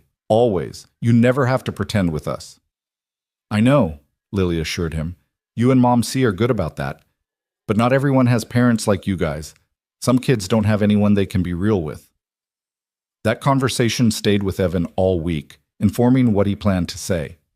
By Saturday, he'd filled 3 notebooks with thoughts and ideas, then thrown them all away in favor of just speaking from the heart. The Riverside Community Center was a squat brick building that had seen better days, its paint peeling and signs slightly crooked. But inside it was clean and warm, with bright posters covering the walls and the smell of fresh coffee coming from somewhere. A woman in her 50s met them at the entrance, her smile genuine and her handshake firm. Mr. Carter, Ms. Vale, I'm Rebecca Torres. I run the youth mentorship program here. Thank you so much for coming. Please call us Evan and Charlotte, Evan said. And thank you for inviting us. This is important work you're doing. We try, Rebecca said, leading them down a hallway covered in artwork, clearly created by the kids in the program. Most of these young people have been through things no child should experience. Abuse, neglect, poverty, violence. They come here because it's safe, because we see them as people rather than problems. But they need more than safety. They need hope. Real hope. Not the fake kind adults feed them that rings hollow. She stopped outside a door, her hand on the knob. I should warn you, some of them will be skeptical. They've heard a lot of success stories from people who don't really understand what they're going through. They might push back, might test you. That's normal. That's them protecting themselves. I understand, Evan said, and he did. He'd been that skeptical kid once, dismissing adults who tried to help because their help felt like pity. The room held about 20 teenagers, ranging from maybe 13 to 18, sprawled across mismatched chairs and worn couches. They looked up when Rebecca entered, their expressions ranging from curious to hostile to completely blank. Evan recognized that blankness, the protective numbness of someone who'd been disappointed too many times to risk hope. Everyone, these are our speakers today, Evan Carter and Charlotte Vale. They've agreed to share their stories with you and answer any questions you might have. Rebecca gestured to 2 chairs at the front. The floor is yours. Evan and Charlotte settled into the chairs, and for a moment Evan just looked at the assembled kids, really seeing them. A girl with purple hair and defensive eyes. A boy who couldn't have been more than 14, already carrying the weight of the world in his shoulders. Twin girls who sat so close they were almost one person, clearly relying on each other to survive. A lanky teenager with a healing black eye who wouldn't meet anyone's gaze. Hi, Evan started, then stopped, suddenly uncertain how to begin. All his preparation fled in the face of these real kids with their real pain. So he did what always worked best for him. He told the truth. I don't really know how to do this, he admitted. I've given presentations to boardrooms full of executives, but this feels harder. More important, because I want to get it right, and I'm terrified I'll say the wrong thing or make you feel worse instead of better. A few kids shifted, their defensive postures softening slightly at his honesty. So I'm just going to tell you my story, And if it helps, great. If it doesn't, that's okay too. Your journey is your own, and no one else's experience can tell you exactly how yours will go. Evan took a breath. When I was 17, my dad died of a heart attack. Sudden, no warning. One day he was there, the next he wasn't. We didn't have life insurance. We had some savings, but not much. I had to drop out of my senior year to work full-time so we wouldn't lose the house. He saw recognition flicker across several faces, kids who understood that particular terror of losing everything. I went back and finished school at night, got my diploma. Met a girl named Sarah who was kind and patient and saw something in me beyond the exhaustion and grief. We got married too young, both of us 19, got pregnant even younger, and then his voice caught, but he pushed through. Sarah died the day Lily was born. Complications from the delivery. I was 20 years old with a newborn daughter and no idea how to survive it. The room was completely silent now, every eye on him. For the next 3 years, I worked 3 jobs. Mechanic during the day, dispatcher at night, weekend shifts at a diner. Slept maybe 4 hours a night. There were days I was so tired I'd forget where I was, what I was doing. Days I'd sit in my car and cry because I couldn't figure out how to keep going. He paused. But I had Lily, and she needed me, so I kept going because the alternative was unthinkable. And then you met her and got rich and everything was fine, a girl said, her voice dripping with sarcasm as she gestured at Charlotte. Great story, very inspiring. No, Evan said firmly. That's not how it happened. I met Charlotte 7 years after Sarah died, 7 years of grinding poverty and exhaustion, 7 years of being mocked by people who should have been better, 7 years of wondering if this was all my life would ever be. He leaned forward, his elbows on his knees, looking directly at the sarcastic girl. And you know what I learned in those 7 years? That survival itself is success. That getting through another day when every day feels impossible. That's not just enduring. That's winning. It doesn't feel like winning. It feels like drowning. But you're still here. That counts. But it did get better for you, the girl pressed. You got lucky. You saved some rich lady's life and she rewarded you. That's not a strategy. That's a lottery ticket. You're right, Charlotte said, speaking for the first time. It was luck. But luck that wouldn't have mattered if Evan hadn't been the kind of person who stops to help strangers in blizzards. Luck that wouldn't have mattered if he hadn't spent years developing skills and knowledge that made him valuable to my company. She stood, moving to stand beside Evan's chair. Can I tell you about my path? Because it looked nothing like his, but it was hard in different ways. The room waited, skepticism still hanging in the air, but mixed now with curiosity.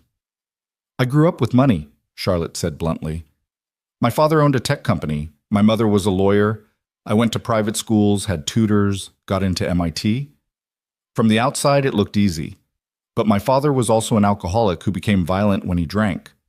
My mother coped by working 80 hours a week and pretending everything was fine.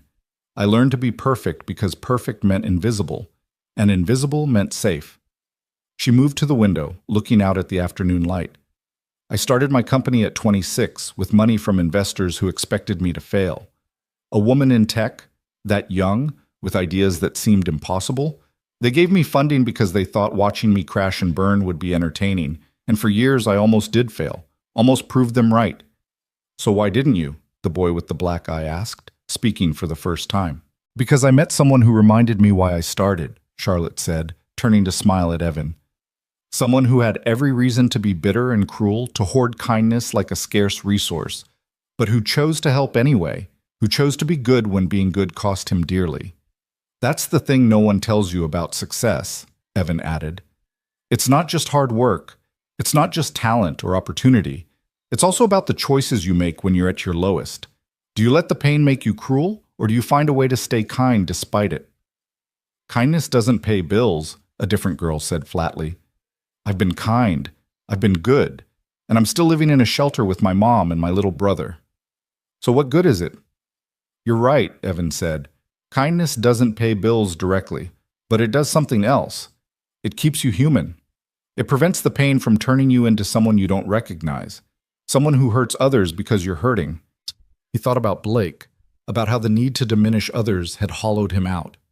I knew people in school who decided their pain gave them permission to cause pain, who made cruelty their identity. And you know what? They're still miserable, still trying to fill holes that can't be filled with other people's suffering. So what are we supposed to do? The purple-haired girl asked, and her defenses were cracking now, real emotion bleeding through. Just keep struggling and hope it gets better? Keep being kind and wait for our lottery ticket moment? No, Charlotte said. You fight, strategically, intelligently, relentlessly. You identify what skills you have or can develop. You find people and organizations that can help. Places like this center, programs designed to support kids in difficult circumstances. You make a plan, even if it's just for the next week, the next day, the next hour. And you give yourself credit for surviving, Evan added. Because society acts like survival is the bare minimum, but it's not. Survival when life is actively trying to break you is extraordinary. It's heroic. You're heroic, every single one of you, just for being here, for still trying. The room was quiet for a long moment, and Evan could see kids processing, considering, weighing his words against their own experiences. Can I ask something? One of the twin girls said, her voice soft. How do you know when to keep fighting and when to just accept that things might not get better? That's the hardest question, Evan admitted, and I don't have a perfect answer. There were nights I wanted to give up, nights I thought about just walking away from everything because the weight was too much. But I couldn't because of Lily. She kept me tethered. What if you don't have a kid? The girl pressed. What if you don't have anything tethering you? Then you create something, Charlotte said gently. A goal, a project, a person you want to become.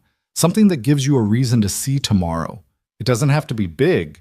It can be as simple as, I want to read that book, or I want to see how that show ends, or I want to prove that one teacher wrong. I want to prove everyone wrong, the boy with the black eyes said suddenly.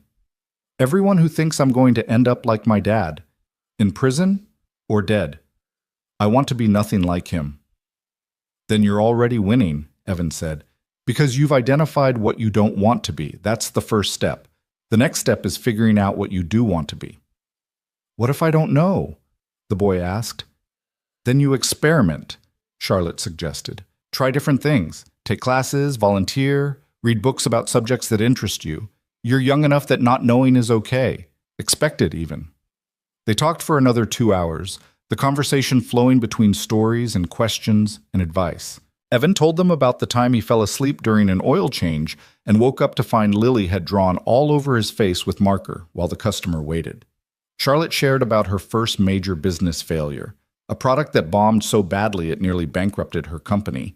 They talked about therapists and support systems, about financial aid and scholarship programs, about the small daily choices that accumulated into larger changes. As the session wound down, the purple-haired girl approached Evan, her earlier sarcasm replaced by something more vulnerable. Can I ask you something? She said. Something I can't ask with everyone listening. Of course, Evan said. She glanced around, making sure no one else was in earshot. Did you ever think about just ending it when it got really bad? Evan felt his chest tighten. This question was a razor's edge. Answer wrong, and he could do real damage. Yes, he said honestly. A few times. Usually at 3 a.m. when I couldn't sleep and couldn't turn off my brain, and the future looked like nothing but more of the same crushing exhaustion. What stopped you? She asked. Different things, different times, Evan said. Sometimes it was Lily, the knowledge that she needed me, that I was all she had. Sometimes it was stubbornness, the refusal to let my dad's death and Sarah's death and all the people who'd written me off be right about me being a quitter. And sometimes, he paused, making sure she heard this part. Sometimes it was just making myself promise to wait one more day, just one. And then the next morning, I'd make the same promise again, one more day. Does it get easier? She asked, making that promise? Eventually, Evan said, not all at once, not in a straight line, but gradually the days that felt impossible became merely difficult. The days that felt difficult became manageable. And eventually, I had days that felt good. Days when I laughed or felt proud or thought, I want to be here tomorrow. The girl nodded slowly, and Evan saw tears in her eyes that she was fighting to control. Thank you for not lying, for not saying it's easy, or that everything happens for a reason, or any of that stuff adults usually say. Everything doesn't happen for a reason, Evan said. Sometimes terrible things happen for no reason at all. But we can decide what we do with those terrible things. We can let them define us, or we can define ourselves despite them. After the girl walked away, Rebecca approached with tears in her own eyes. That was exactly what they needed to hear. Not false hope, but real hope. The kind that acknowledges how hard it is while still insisting it's worth trying. I hope it helps, Evan said. It will, Rebecca assured him. Maybe not today, maybe not for everyone. But someone in that room heard exactly what they needed to keep going one more day, and that's everything. In the car on the way home, Evan and Charlotte were both quiet, processing the afternoon. Finally, Charlotte reached over and took his hand. You were amazing in there, she said. The way you connected with them, the way you made them feel seen, that was pure Evan. I just told the truth, Evan said. That's what made it so powerful, Charlotte replied. In a world full of people telling pretty lies, the truth is revolutionary. They stopped for dinner at a small Italian place they both loved, the kind of neighborhood restaurant where the owner knew their names and always saved them their favorite corner booth. Over pasta and wine, they talked about the kids, about which ones seemed most at risk, about how Rebecca's program made a difference but couldn't solve everything. I want to do more, Evan said. Today was good, but it's not enough. These kids need ongoing support, not just a one-time talk. What are you thinking? Charlotte asked, though her smile suggested she already knew. A scholarship fund, Evan said, specifically for kids who've aged out of foster care or who are supporting themselves. Something that covers not just tuition, but living expenses, books, emergency funds. Something that actually gives them a real chance. I love it, Charlotte said. And I have a better idea. We do it through Vail Tech. Make it a corporate initiative. We recruit from the program, offer internships, create a pipeline for kids who need opportunities. We can afford to take chances on people others overlook. Because someone took a chance on me, Evan said. Because everyone deserves that chance, Charlotte corrected. But yes, also because of you. Because you proved that potential exists in unexpected places. They spent the rest of dinner planning, sketching out ideas on napkins, getting increasingly excited about the possibilities. By the time they left, they had the bones of a program that could help dozens of kids each year, maybe more as it grew. The drive home took them past Evan's old apartment complex, and on impulse he pulled over. Want to see where I lived? He asked Charlotte. I don't think I've ever actually shown you. Are you sure? Charlotte asked. We don't have to revisit difficult places. I want to, Evan said. I want to show you where I came from. All of it, not just the parts that are easy to talk about. They parked and walked up to the second floor of Building C, stopping in front of Unit 214. The door was different now, painted blue instead of the peeling white, he remembered, but the bones were the same. One bedroom, Evan said. Lily had the bedroom. I slept on the couch. 800 square feet of barely controlled chaos. The heater barely worked, the water pressure was non-existent, and the neighbors upstairs fought constantly. But it was ours. It was safe. It was home. Charlotte squeezed his hand, saying nothing, just being present with him in this moment of remembering. I used to stand right here, Evan continued, gesturing to the spot where they stood, after putting Lily to bed, and look out at the city lights.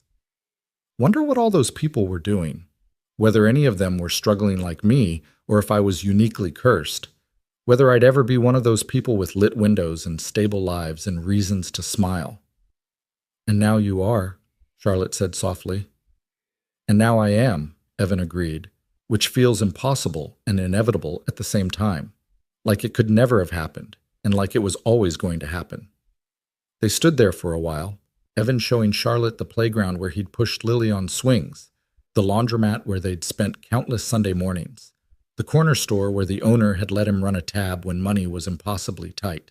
The geography of survival, mapped across a neighborhood that had held him when he had nowhere else to go. Thank you for showing me this, Charlotte said as they walked back to the car. For trusting me with the hard parts, not just the triumph parts.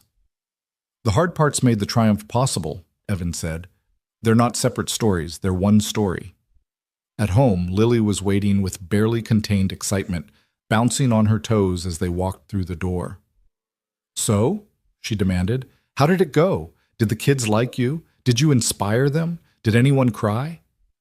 Several people cried, Evan admitted, including me, a little bit. Dad, Lily groaned, you cry at commercials. That doesn't count. Hey, that commercial with the dog reuniting with his soldier owner was very emotional, Evan protested. It was an ad for truck insurance, Lily said flatly. And very effective, Evan maintained, and Charlotte burst out laughing. They told Lily about the afternoon over hot chocolate, the kids they'd met, the questions they'd answered, the scholarship fund they were planning. Lily listened with the intense focus she brought to things she cared about, occasionally interrupting with questions or suggestions. Can I help? She asked finally. With the scholarship thing, I want to be involved. How would you want to help? Charlotte asked. I could mentor younger kids, Lily suggested, like middle schoolers who are dealing with hard stuff. I know what it's like to lose a parent. I know what it's like when everyone else seems to have normal families and yours is different. Maybe I could help them feel less alone. Evan felt his throat close up with pride. His daughter, his brave, brilliant, empathetic daughter, wanted to turn her own pain into purpose. That's a beautiful idea, sweetheart. We'll figure out how to make it work. Later, after Lily had gone to bed and the house was quiet, Evan found himself back at the kitchen table with Charlotte, both of them too wired to sleep. Do you ever worry that we're too happy? Evan asked.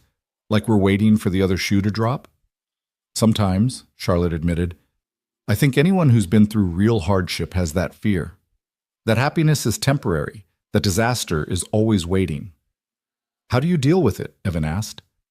I remind myself that happiness isn't a finite resource that runs out, Charlotte said.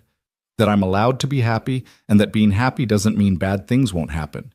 It just means I'm choosing to be present in this moment instead of living in fear of future moments. That's very zen of you, Evan observed.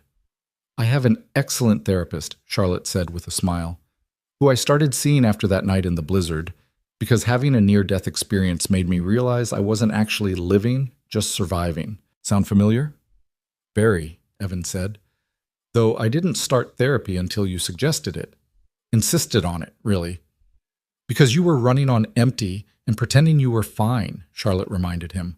And I loved you too much to watch you burn out trying to be everything to everyone. Best decision I ever made, Evan said. After saying yes to the coffee that day you asked me to consult. After fixing my car that night, Charlotte corrected. That was the real first decision that led here. After choosing to have Lily, Evan countered. She's the reason I kept going long enough to reach that night, to fix that car, to meet you. After your parents taught you to be kind, Charlotte said. After Sarah showed you what love looked like. After every small choice that made you who you are. They could trace it back forever, Evan realized. Every moment built on previous moments. Every choice enabling future choices. But the bottom line was simpler. They'd found each other. They'd chosen each other. And they were building something together that honored both their pasts and their futures. I love you, Evan said, the words as natural as breathing. I love you too, Charlotte replied. And I'm proud of us, of what we're building, not just in business, but in life. The family we've created, the kids we're going to help, the example we're setting. No pressure, Evan said with a slight laugh. No pressure, Charlotte agreed. Just purpose, which is different. As they finally headed to bed, Evan paused at Lily's door, pushing it open slightly to check on her. She was sprawled across her bed the way only 12-year-olds could manage, taking up far more space than seemed physically possible, her face peaceful in sleep. This, Evan thought, this was what he'd survived for, not just to build a successful career or find love or prove bullies wrong, though all of those things mattered. But for this moment right here, standing in a doorway, watching his daughter sleep safely, knowing tomorrow would bring new challenges, but also new joys, new chances to make a difference, new opportunities to choose kindness.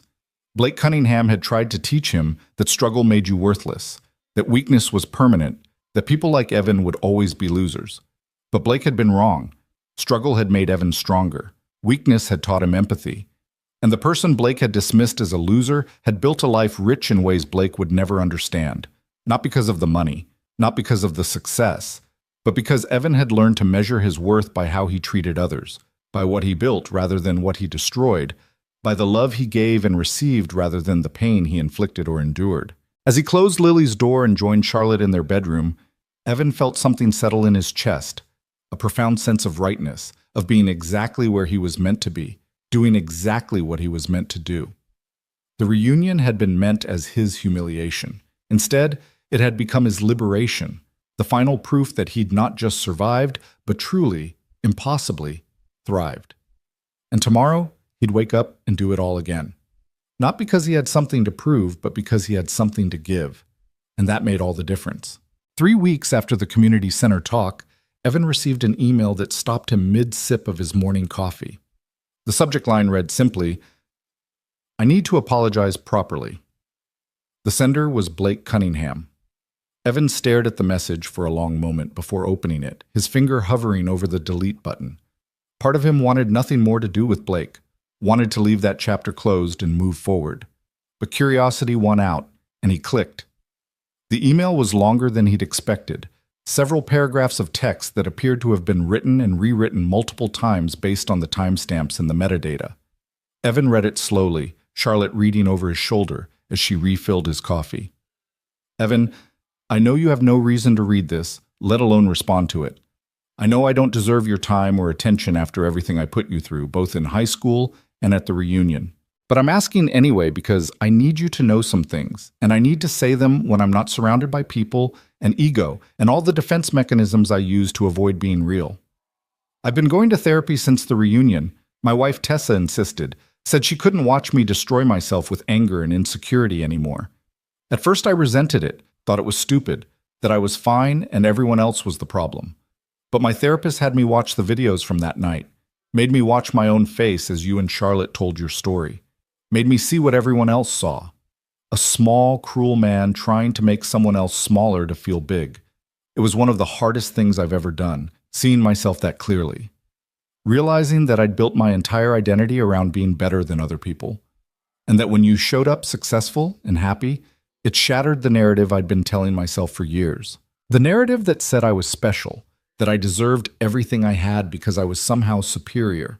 My therapist asked me why I targeted you specifically in high school. I gave all the surface answers. You were an easy target. You were different. Everyone else was doing it. But she kept pushing until I admitted the truth.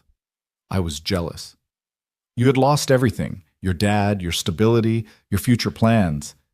And you were still kind, still decent, still trying. And I couldn't stand it because I knew, somewhere deep down, that if I lost everything, I'd crumble. I'd have nothing left because there was nothing underneath the privilege and the performance. So I tried to break you, tried to prove that your kindness was weakness, that your struggle made you worthless, that you were less than me in every way that mattered.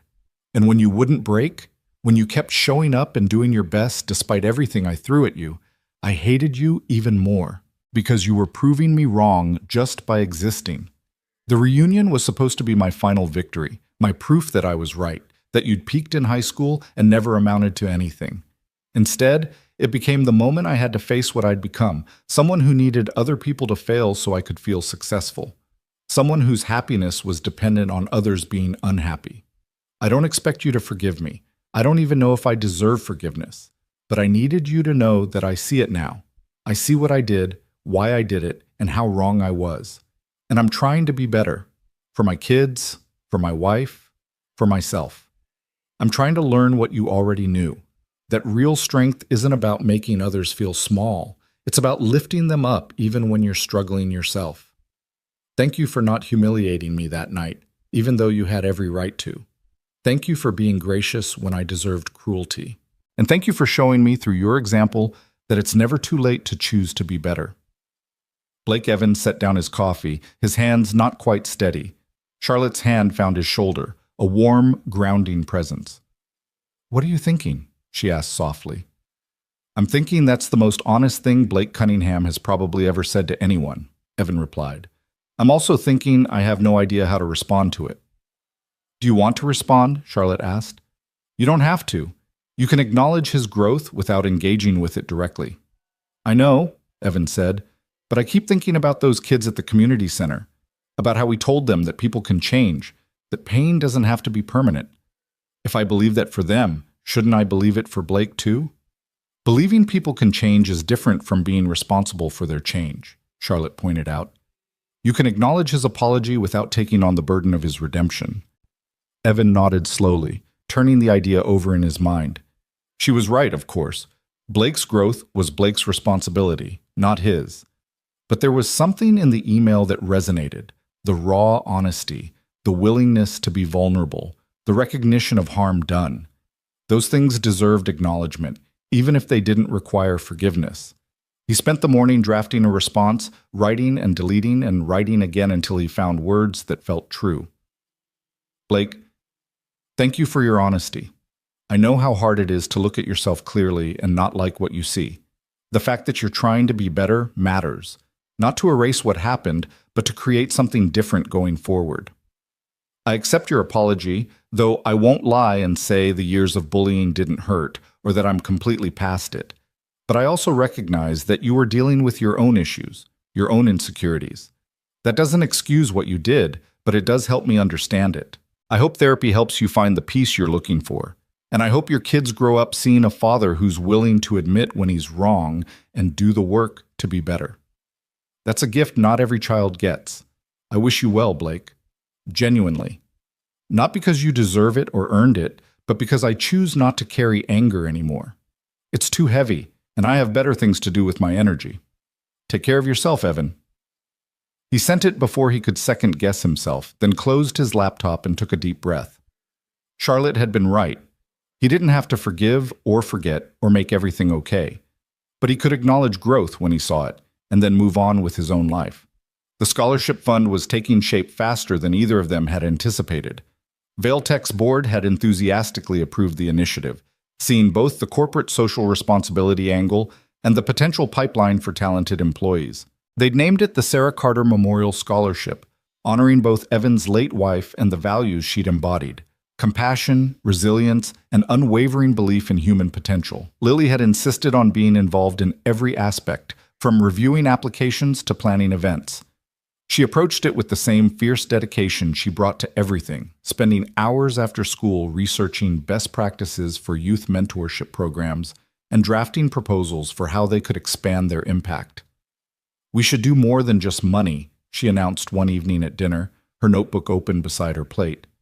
Like, money is great and necessary, but these kids also need mentors, therapy access, life skills training, networking opportunities. They need a whole support system, not just tuition checks. "That's very insightful," Charlotte said, genuinely impressed. "What brought you to that conclusion?" "I was reading about foster care outcomes," Lily said, as casually as if she'd been reading about celebrities or sports. "And a lot of kids who age out struggle not because they're not smart or capable, but because they don't have anyone to teach them basic stuff. Like how to file taxes or negotiate a salary, or even how to grocery shop efficiently. They missed out on all the informal education most kids get from parents." "So you're thinking we should provide that kind of practical support too," Evan said, following her logic. "Exactly," Lily confirmed. "Maybe we could pair each scholarship recipient with a mentor from Vailtech who helps them navigate not just the academic stuff, but the life stuff. Someone they can call when they don't know how to read a lease, or they're scared to ask for help in class, or they just need someone to believe in them." "I love this," Charlotte said, "and I think we should put you on the scholarship committee." "Officially. Your perspective matters, and you clearly have ideas worth implementing." Lily's face lit up with a smile so bright it could have powered the city. "Really? You're not just saying that to be nice?" "I never just say things to be nice," Charlotte replied with mock seriousness. "I say things because they're true and strategically sound. Your ideas are both." Over the following weeks, Lily threw herself into the project with the intensity of someone who'd found their calling. She attended planning meetings, contributed to policy discussions, and even interviewed potential scholarship recipients with a combination of empathy and directness that reminded Evan so much of Sarah it sometimes hurt to watch. The first scholarship recipient was a 17-year-old named Marcus, not Blake's old friend Marcus, but a quieter, more serious Marcus who'd been bouncing between foster homes since he was 9. He wanted to study mechanical engineering, had taught himself calculus from library books, and worked 30 hours a week at a fast food restaurant to save money for a future he wasn't sure he'd ever reach. Evan met him for coffee on a Saturday afternoon, Just the two of them, no formal interview or evaluation. Just two people who'd both known what it meant to struggle, to fight for every inch of progress, to wonder if survival was all life would ever offer. "I read about you," Marcus said, stirring sugar into his coffee with hands that were rough and scarred from years of work.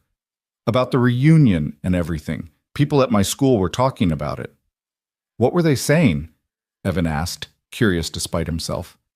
"That it was inspiring," Marcus replied, "that it gave them hope things could get better. But honestly," he looked up, meeting Evan's eyes, "I was more interested in what you did before the success. The 3 jobs, the baby, the barely surviving part. Because that's where I am now, and I need to know it's possible to get through it."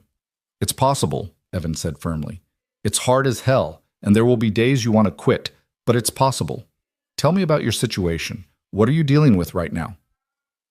Marcus talked for the next hour about aging out of foster care in 6 months, about his fears of homelessness, about the dreams he had that seemed impossibly distant. Evan listened without interrupting, recognizing so much of his younger self in this kid's story. The exhaustion, the determination, the terror barely held at bay. "Here's what I can tell you," Evan said when Marcus finally ran out of words. "The scholarship covers tuition, housing, books, and a monthly stipend for living expenses. You'll have a mentor, me if you want, or someone else from Vail Tech if you'd prefer. You'll have access to therapy, career counseling, and a network of people who want to see you succeed. This isn't charity. This is investment in someone we believe has potential." "Why me?" Marcus asked, his voice cracking slightly. "There are probably dozens of kids who applied, kids with better grades or more impressive stories. Why would you pick me?" "Your essay," Evan said simply. "You wrote about fixing your foster mom's car when you were 14. You taught yourself from YouTube videos because she couldn't afford a mechanic, and you knew she needed that car to get to work. That's problem solving, compassion, and initiative all wrapped up in one act.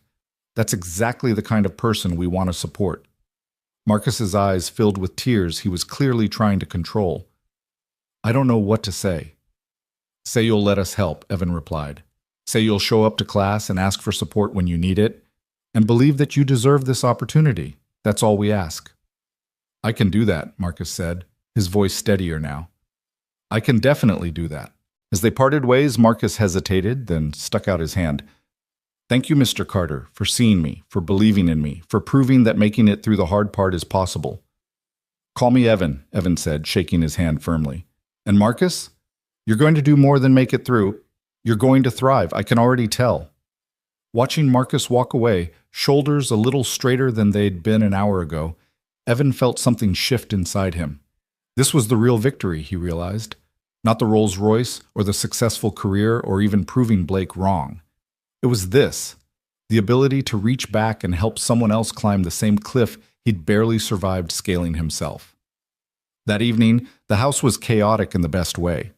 Lily had invited 2 friends over for a study group that had devolved into a debate about whether artificial intelligence would eventually replace human creativity. Charlotte was on a conference call in her office, her measured tones occasionally rising with passion when someone questioned her strategy.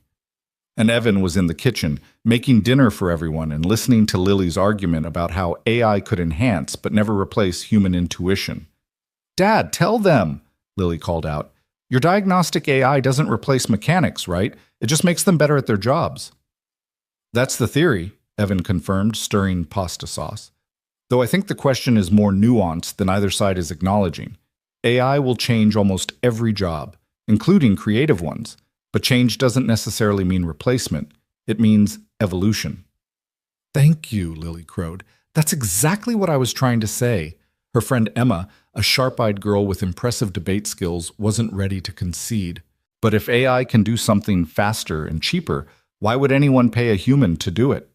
Companies care about profit, not preserving jobs for philosophical reasons. "Because humans provide something AI can't," Evan replied, coming to lean against the doorframe. "Context, empathy, the ability to recognize what's needed versus what's requested. The best solutions come from understanding not just the technical problem, but the human problem underneath it." "Like when you helped Marcus today?" Lily asked. "You didn't just give him money for school, you saw what he actually needed, someone to believe in him." Exactly, Evan said. That's a very human skill, reading between the lines, understanding unspoken needs, connecting on an emotional level. AI can process data, but it can't truly care about outcomes beyond parameters we program. Charlotte emerged from her office, looking tired but satisfied. Did I just hear my brilliant boyfriend waxing philosophical about artificial intelligence and human connection? You did, Evan confirmed. Want some pasta? I made enough to feed a small army. Perfect, because I'm hungry enough to be a small army, Charlotte said, kissing him quickly before greeting Lily's friends. Dinner was cheerfully chaotic, with conversations flowing between school gossip, business strategy, college plans, and a surprisingly heated debate about whether pineapple belonged on pizza. Evan watched his family, because that's what they were, even if the configuration was unconventional, and felt a profound gratitude that sometimes still surprised him with its intensity. This was what he'd been surviving for all those years. Not knowing it would look like this specifically, but knowing that somewhere ahead, if he could just keep going, there was the possibility of joy, of belonging, of love that felt safe instead of terrifying. After Lily's friends left and she'd gone to bed, Evan and Charlotte cleaned up the kitchen together, moving in the comfortable synchronization of people who'd learned each other's rhythms. Blake emailed me back, Evan said, loading plates into the dishwasher. Thanked me for responding. Said he'd like to meet for coffee sometime. No pressure, just to talk. How do you feel about that? Charlotte asked, wiping down the counter.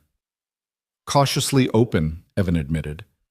I don't want to be his therapist or his absolution, but I also think there's something to be said for giving people room to grow, even people who hurt us. That's very evolved of you, Charlotte observed, though I reserve the right to be less evolved and still want to punch him sometimes. Noted, Evan said with a smile. Your protective instincts are one of the things I love most about you. One of, Charlotte challenged. Please tell me the complete list of things you love about me, ranked in order of importance. That would take all night, Evan said, pulling her close. And I have much better ideas for how to spend our evening. Oh, Charlotte's smile turned mischievous. Do tell. Well, there's that documentary about supply chain innovation you wanted to watch, Evan teased. You know how to sweet-talk a woman, Charlotte deadpanned. They ended up on the couch with the documentary playing, but mostly ignored, talking instead about Marcus, about the scholarship fund, about Lily's growing maturity, and how quickly she was approaching the age where she'd start thinking about colleges and independence. Does it scare you? Charlotte asked. How fast she's growing up. Terrifies me, Evan admitted. I remember when she was a baby, so small I was afraid I'd break her. And now she's almost as tall as you, arguing about AI ethics and interviewing scholarship candidates. Where did the time go? Into building this life, Charlotte said softly. Into creating something worth having. The time didn't disappear, Evan. It turned into this. I like this, Evan said. This is good. This is very good, Charlotte agreed. And it's about to get better because I have news. Evan sat up straighter, reading her expression. Good news or complicated news? Good news, Charlotte assured him. The board approved my proposal to expand internationally. We're opening offices in Berlin and Singapore, which means more jobs, more impact, more reach for everything we've built. That's amazing, Evan said. You've been working toward that for years. We've been working toward it, Charlotte corrected. Your innovations made it possible. The diagnostic AI, the supply chain optimization, all of it. This is our success, not just mine. Our success, Evan repeated, testing how it felt. Even after 2 years, he sometimes struggled to see himself as Charlotte's equal partner, rather than someone she'd rescued and elevated. Therapy was helping with that, but old beliefs died hard. I can hear you thinking, Charlotte said, hear you questioning whether you deserve credit. So let me be very clear, without you, Vailtech would have failed 5 years ago. With you, we're expanding globally. Those are facts, not opinions or charity, or anything other than recognition of your actual contributions. I know, Evan said, and mostly he did. Sorry, old habits. Don't apologize, Charlotte said.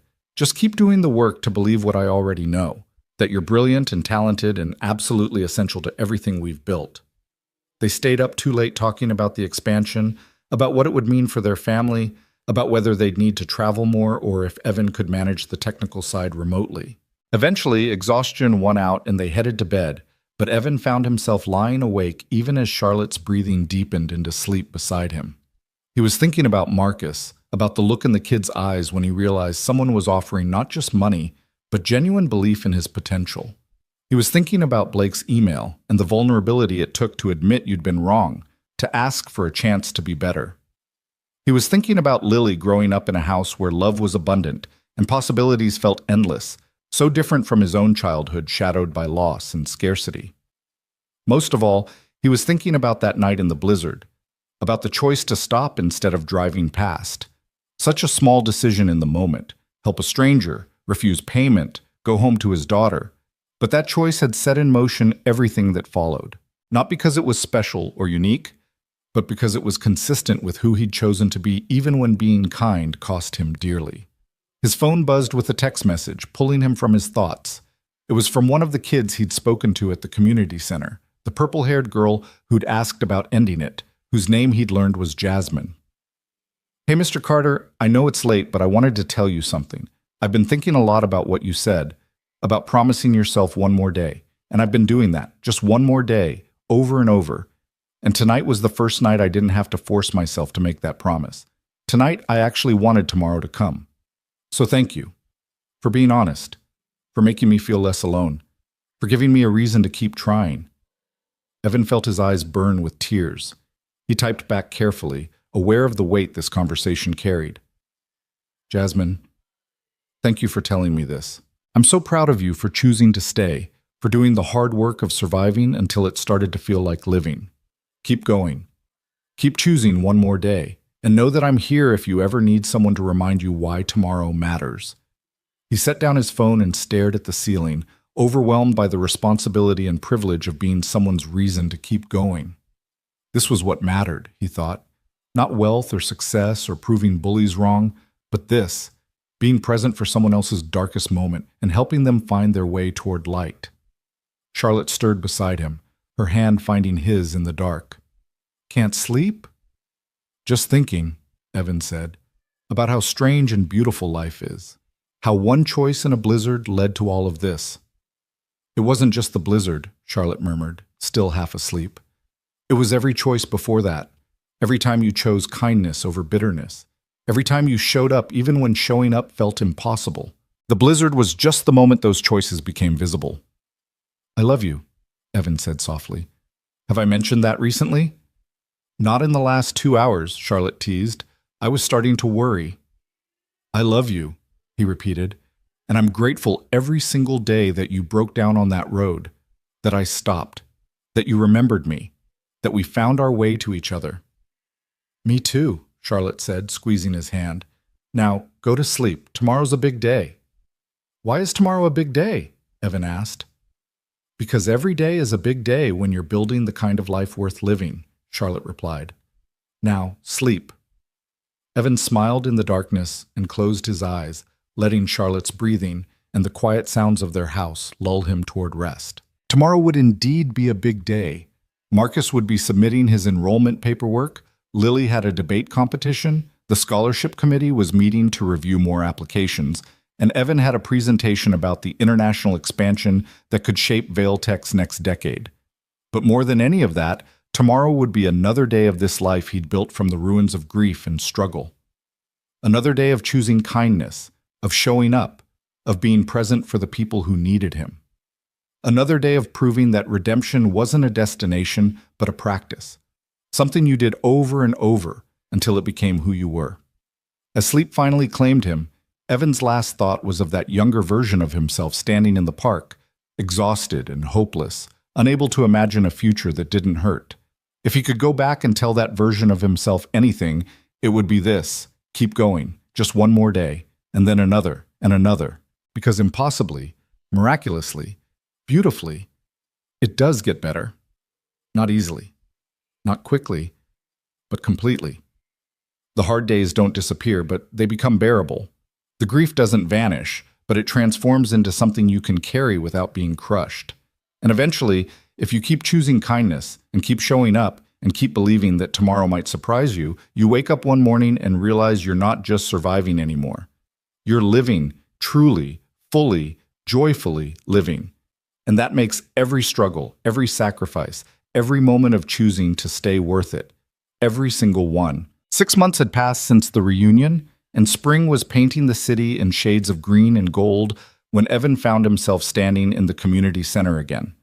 This time, though, he wasn't there to speak to a small group of struggling teenagers. He was there for something bigger, something that had grown from those initial conversations into a full-fledged program that was already changing lives. The Sarah Carter Memorial Scholarship Foundation was officially launching with a gala fundraiser, though calling it a gala felt almost wrong given the venue. Instead of some fancy hotel ballroom, they'd chosen the community center where it had all started. The same scarred floors, the same hand-painted murals, the same sense of genuine purpose that no amount of crystal chandeliers could replicate. "You're fidgeting," Charlotte observed, smoothing his tie even though it didn't need smoothing. She looked stunning in a deep blue dress that managed to be both elegant and appropriate for the setting. Nervous? Terrified, Evan admitted. What if nobody comes? What if we've built this whole thing and it doesn't actually help anyone? Evan. Charlotte took his face in her hands, making him look at her. We have 43 scholarship recipients already enrolled for fall semester. We have a waiting list of over 200 applicants. We have 17 corporations who've pledged matching donations. And we have a room full of people about to arrive who believe in what we're doing. Stop catastrophizing and trust that the work speaks for itself. Before Evan could respond, Lily appeared in a swirl of emerald fabric, her dress more sophisticated than he was comfortable with for a 12-year-old but age-appropriate according to both Charlotte and the saleswoman who'd helped pick it out. "The caterers want to know where to put the dessert table," Lily announced. "And Marcus just arrived with 3 of his foster siblings and they're all adorable. And can we please add them to the scholarship list immediately?" "That's not how scholarship lists work," Evan said, but he was already smiling. "But yes, make sure we get their information. When they're old enough, we'll absolutely consider them."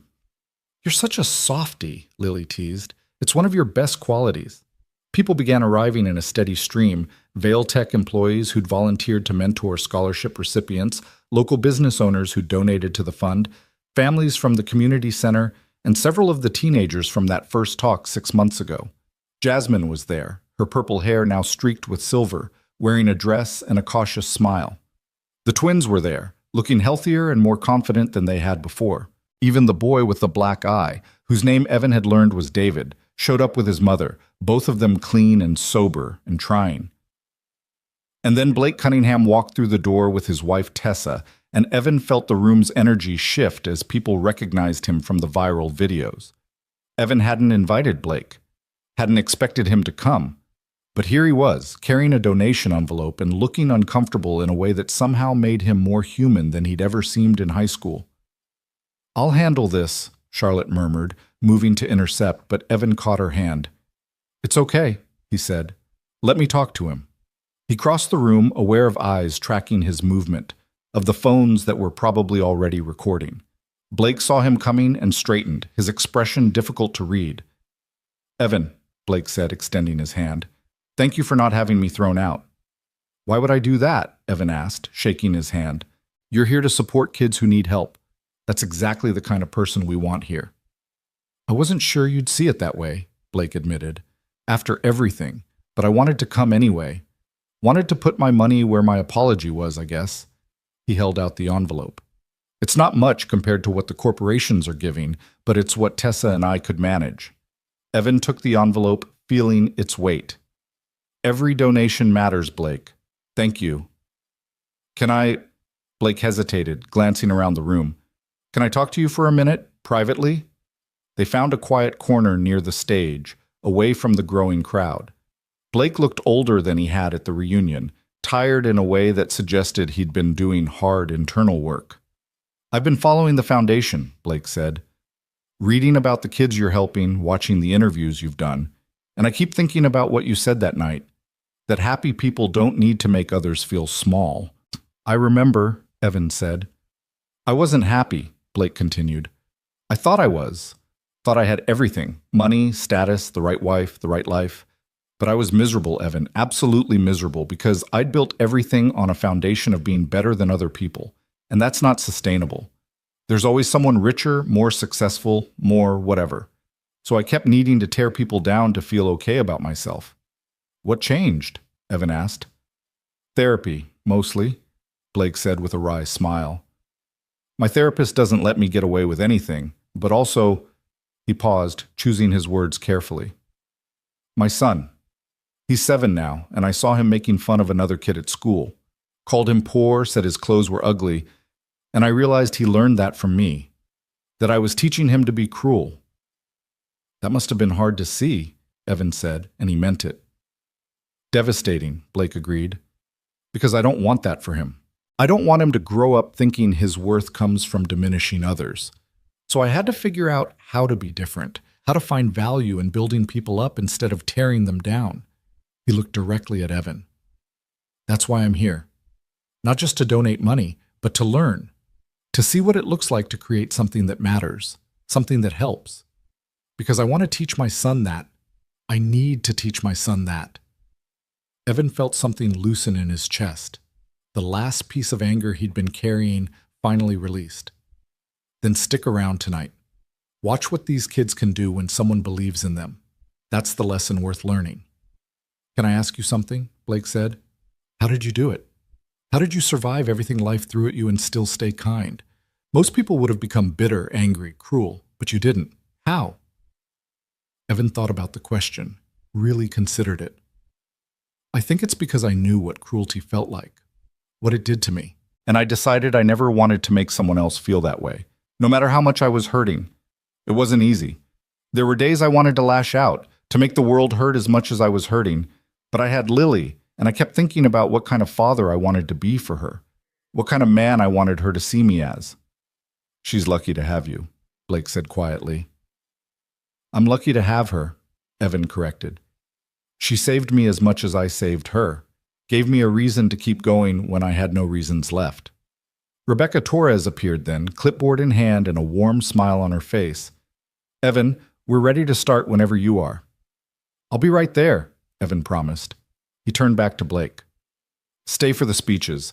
Some of the scholarship recipients are talking about what the program means to them. I think you'll find it illuminating. I will, Blake said. And Evan, thank you for not writing me off, for giving me space to be better. We're all trying to be better, Evan replied. That's the point of all of this. The program started with Rebecca welcoming everyone and explaining the mission of the foundation. Then Charlotte spoke about the importance of investing in young people who'd been overlooked by traditional systems, about how talent and potential existed everywhere, but opportunity did not.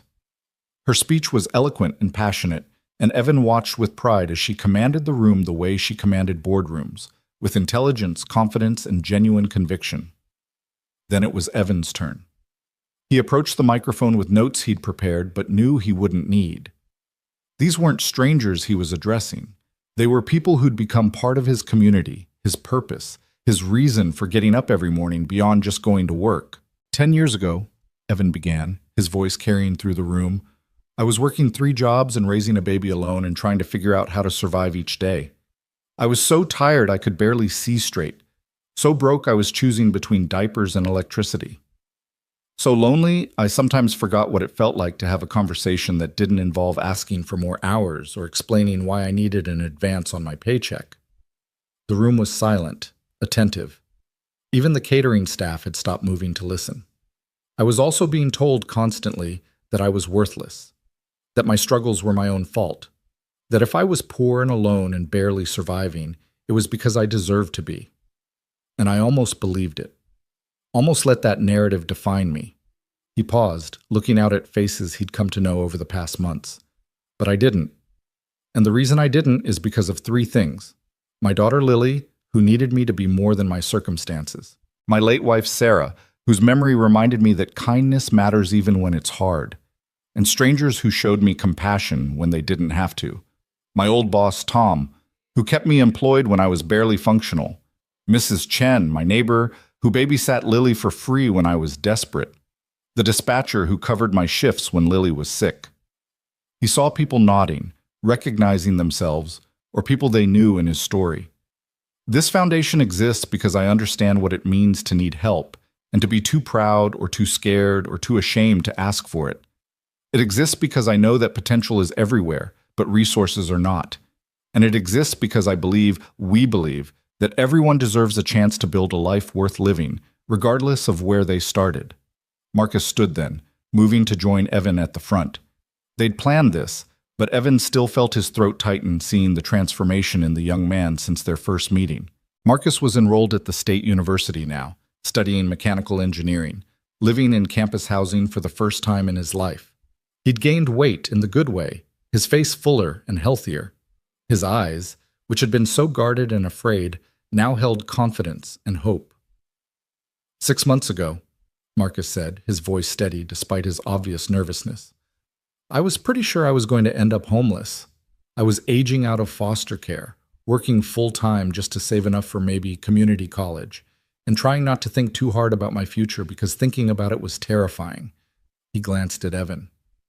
And then this guy bought me coffee and told me I had potential, told me someone wanted to invest in me, and I didn't believe him at first. I thought it was too good to be true, that there had to be a catch. But there was no catch, Marcus continued, just people who genuinely wanted to help, who saw me as more than a foster kid or a statistic or a charity case, who treated me like I had value, like I deserved to take up space, like my dreams mattered. His voice cracked slightly. You guys gave me more than tuition money. You gave me permission to hope, to believe that maybe my life could be different than my circumstances suggested. And that's everything. The room erupted in applause, and Evan saw more than a few people wiping their eyes. Marcus returned to his seat, and Jasmine stood, making her way to the front without being prompted. This hadn't been planned, but Rebecca nodded encouragement. I'm Jasmine, she said, her voice quiet but clear. I was at the community center talk 6 months ago. I was the one who asked Mr. Carter if he'd ever thought about ending it, if it ever got so bad he wanted to quit. The room went very still, the weight of what she was saying settling over everyone. He told me the truth, Jasmine continued. He said yes, he had thought about it, and he told me about promising himself one more day, over and over, until the days started to feel less impossible. And I've been doing that, just one more day, and some days are still really hard. Some days I still have to force myself to make that promise. But some days, more days now, I actually want tomorrow to come.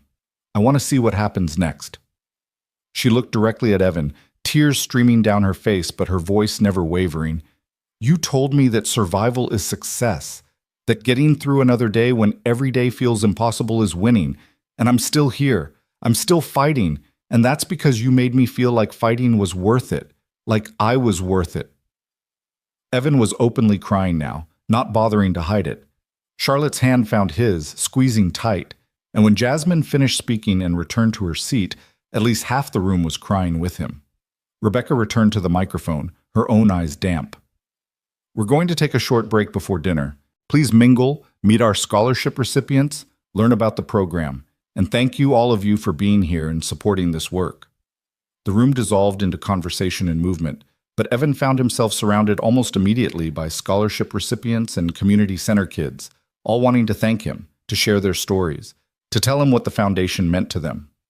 He listened to each one, hugged them when they needed hugging, and felt the weight of their trust like both a burden and a blessing.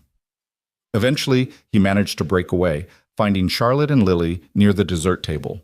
Lily launched herself at him, wrapping her arms around his waist. Dad, you made everyone cry, she said, her voice muffled against his chest. In a good way.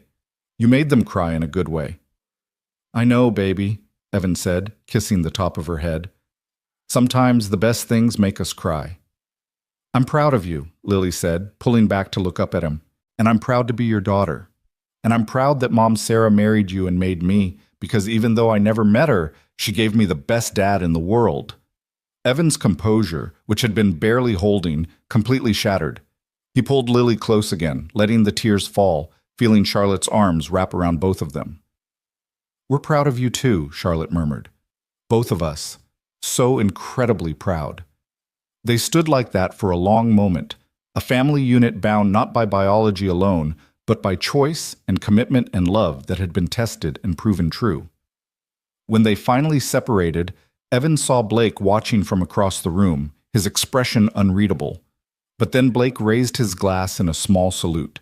Acknowledgement, perhaps, or respect, or simply recognition of what Evan had built from the ashes of the life Blake had tried to destroy. Evan raised his own glass in return. Not forgiveness exactly, not erasure of the past, but acknowledgement that people could change, could grow, could choose to be better than their worst moments. And sometimes that was enough. The rest of the evening passed in a blur of conversations and connections. Tom Morrison showed up, bringing several of his mechanics who wanted to donate their time to teaching automotive skills to scholarship recipients. Mrs. Chen arrived with enough home-cooked food to feed everyone twice over, refusing to let anyone reimburse her. Sarah Brennan from high school appeared with her husband, both of them writing substantial checks and asking how they could volunteer. As the crowd began to thin and the cleanup started, Evan found himself on the community center's back patio, looking up at the stars. He was exhausted in the best way, drained from so much emotion, but filled up at the same time with a sense of rightness, of purpose, of having done something that mattered. "There you are," Charlotte said, stepping out to join him. "People are asking for you." "Let them wait," Evan said, pulling her close. "I need a minute with just you."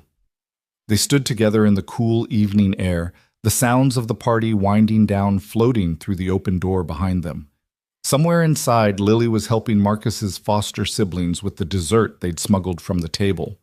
Tom was telling war stories about Evan's early days at the garage, and Rebecca was already making plans to expand the program to serve twice as many kids next year. "We did this," Charlotte said softly. "We actually did this."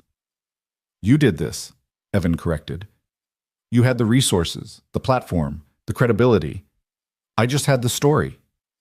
"No," Charlotte said firmly, turning to face him. "We did this together. Your story gave it heart. My resources gave it reach.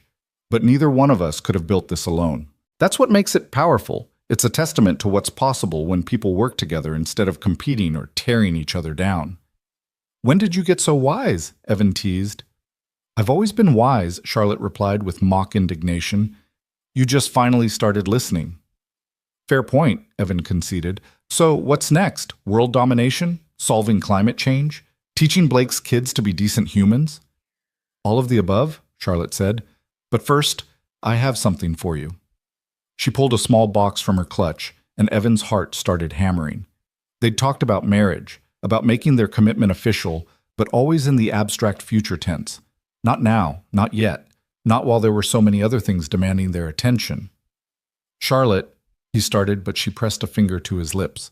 "Let me do this," she said. "I had a whole speech planned, but looking at you right now, exhausted and happy and covered in the lipstick marks of teenagers who hugged you, I'm just going to say it simply. Evan Carter, you are the best man I've ever known. You're the best partner, the best father to Lily, the best example of what it means to be human. And I want to spend the rest of my life building things with you. Beautiful, meaningful, important things. I want to wake up next to you when we're 70 and still be amazed that I get to be with you." She opened the box to reveal a simple platinum band. "Will you marry me?" Evan stared at the ring, then at Charlotte, then back at the ring. "You're proposing to me?" "Someone had to," Charlotte said with a slight smile. "You kept saying you wanted to do it right, wanted to plan something special. But Evan, every day with you is special. Every moment is right.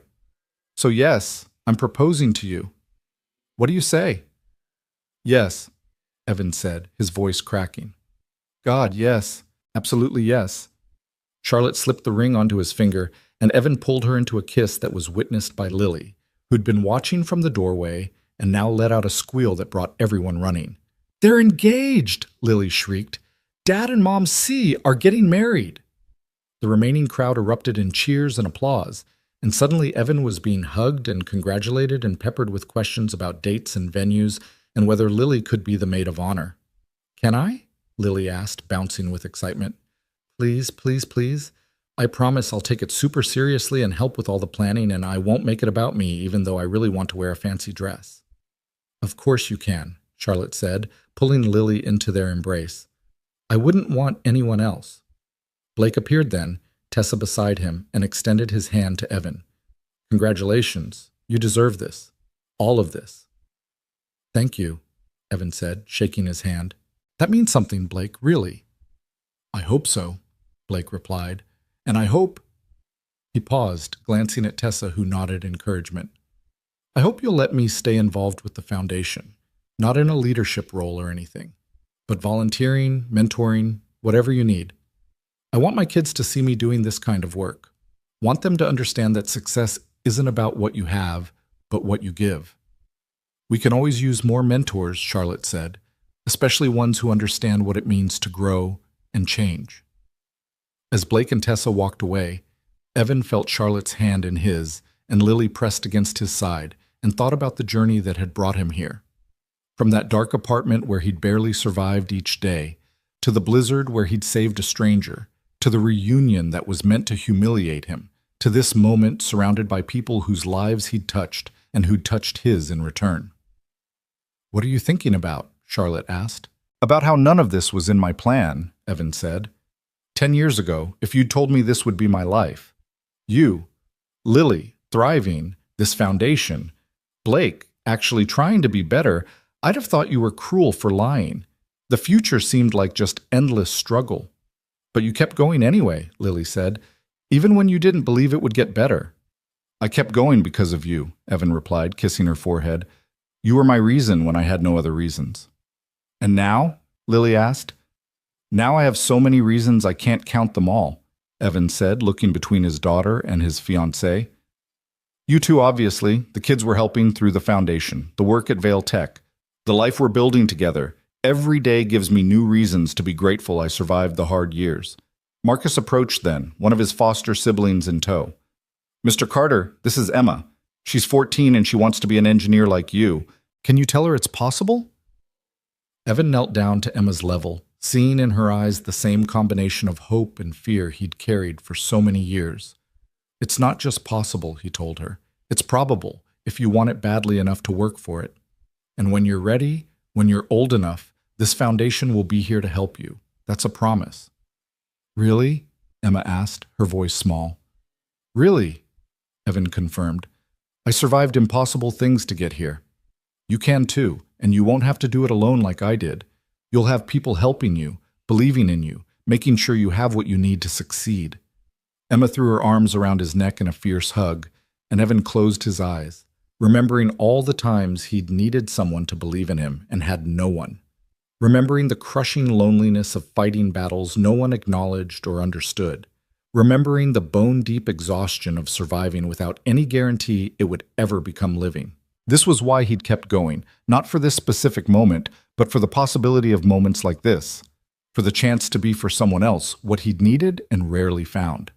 For the opportunity to turn his pain into purpose and his struggles into scaffolding that others could climb. As the evening finally wound down and people began to leave, Evan stood with Charlotte and Lily, watching the community center empty. Tomorrow, the work would continue. There would be more scholarship applications to review, more kids to mentor, more systems to build. The international expansion of Vale Tech would demand his attention.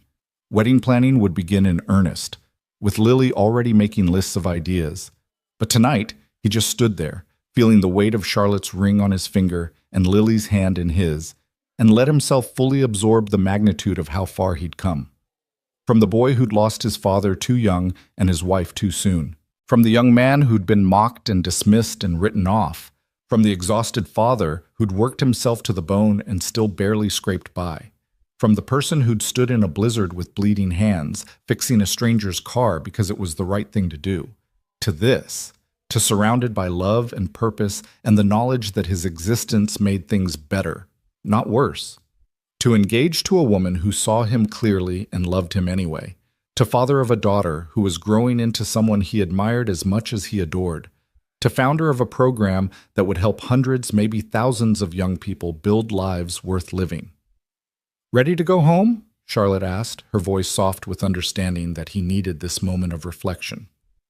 Yeah, Evan said, taking one last look at the community center where so much had begun and changed. Let's go home. They drove through the quiet city streets, Lily dozing in the back seat, her head against the window. Charlotte's hand found Evan's over the center console, their fingers intertwining with the ease of long practice. "I love you," Charlotte said, not for the first time that day, but with no less sincerity for the repetition. "I love you too," Evan replied. "Thank you for seeing me, for believing in me, for choosing me." "Thank you for stopping that night," Charlotte countered, "for being the kind of man who stops, for being exactly who you are, not who circumstances tried to make you."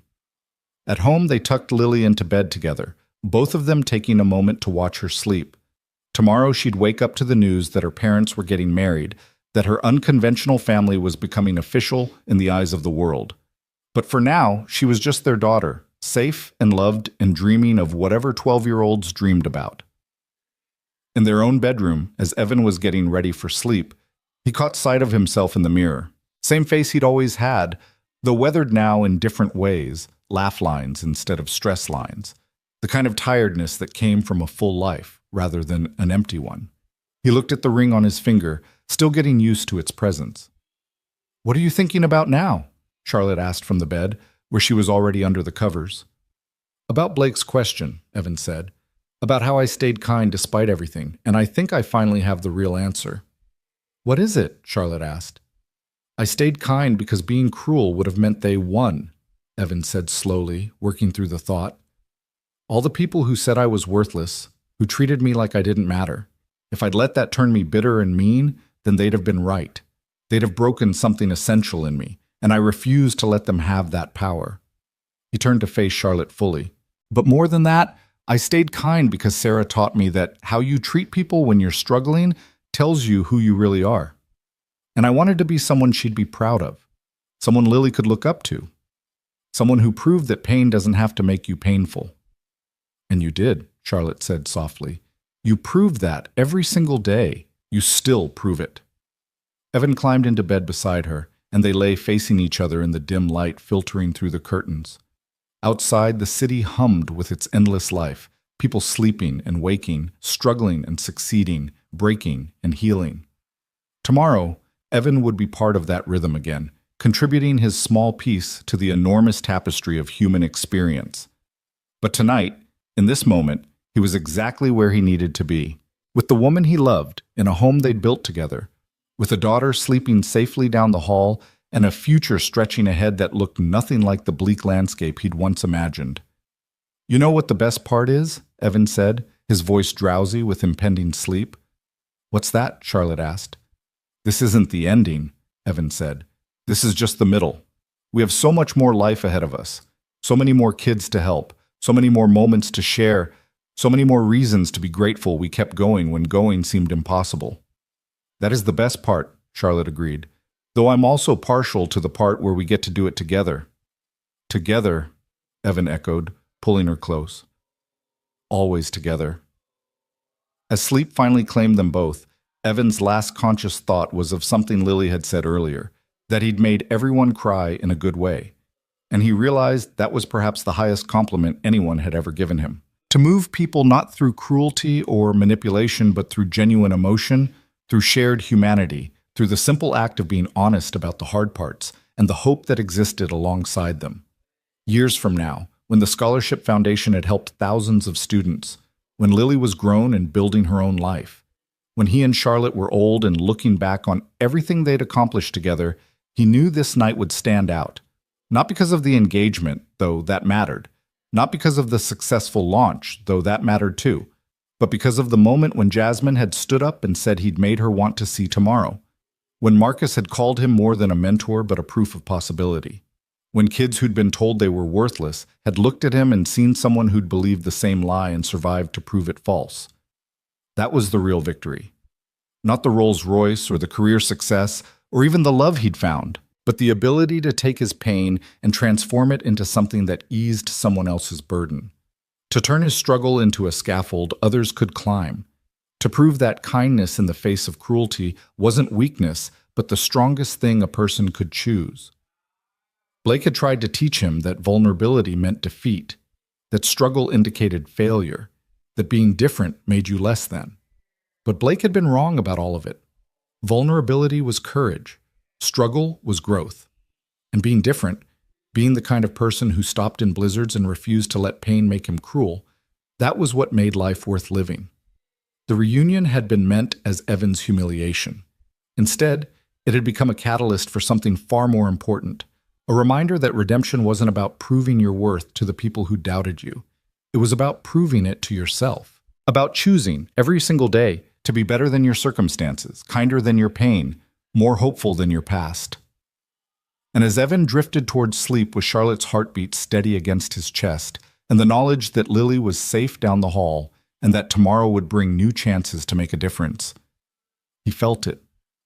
The thing he'd been chasing through all those desperate years, the thing that had seemed impossible when he was working 3 jobs and wondering if survival was all life would ever offer. Peace. Not the absence of struggle, but the presence of purpose. Not the ending of hard days, but the knowledge that hard days were survivable and that on the other side of them waited moments worth the fight. He'd made it. Not despite the struggle, but because of it. Not in spite of the pain, but informed by it. Not by leaving his past behind, but by transforming it into something that could light the way for others. And that, finally, impossibly, beautifully, was enough. More than enough. Everything.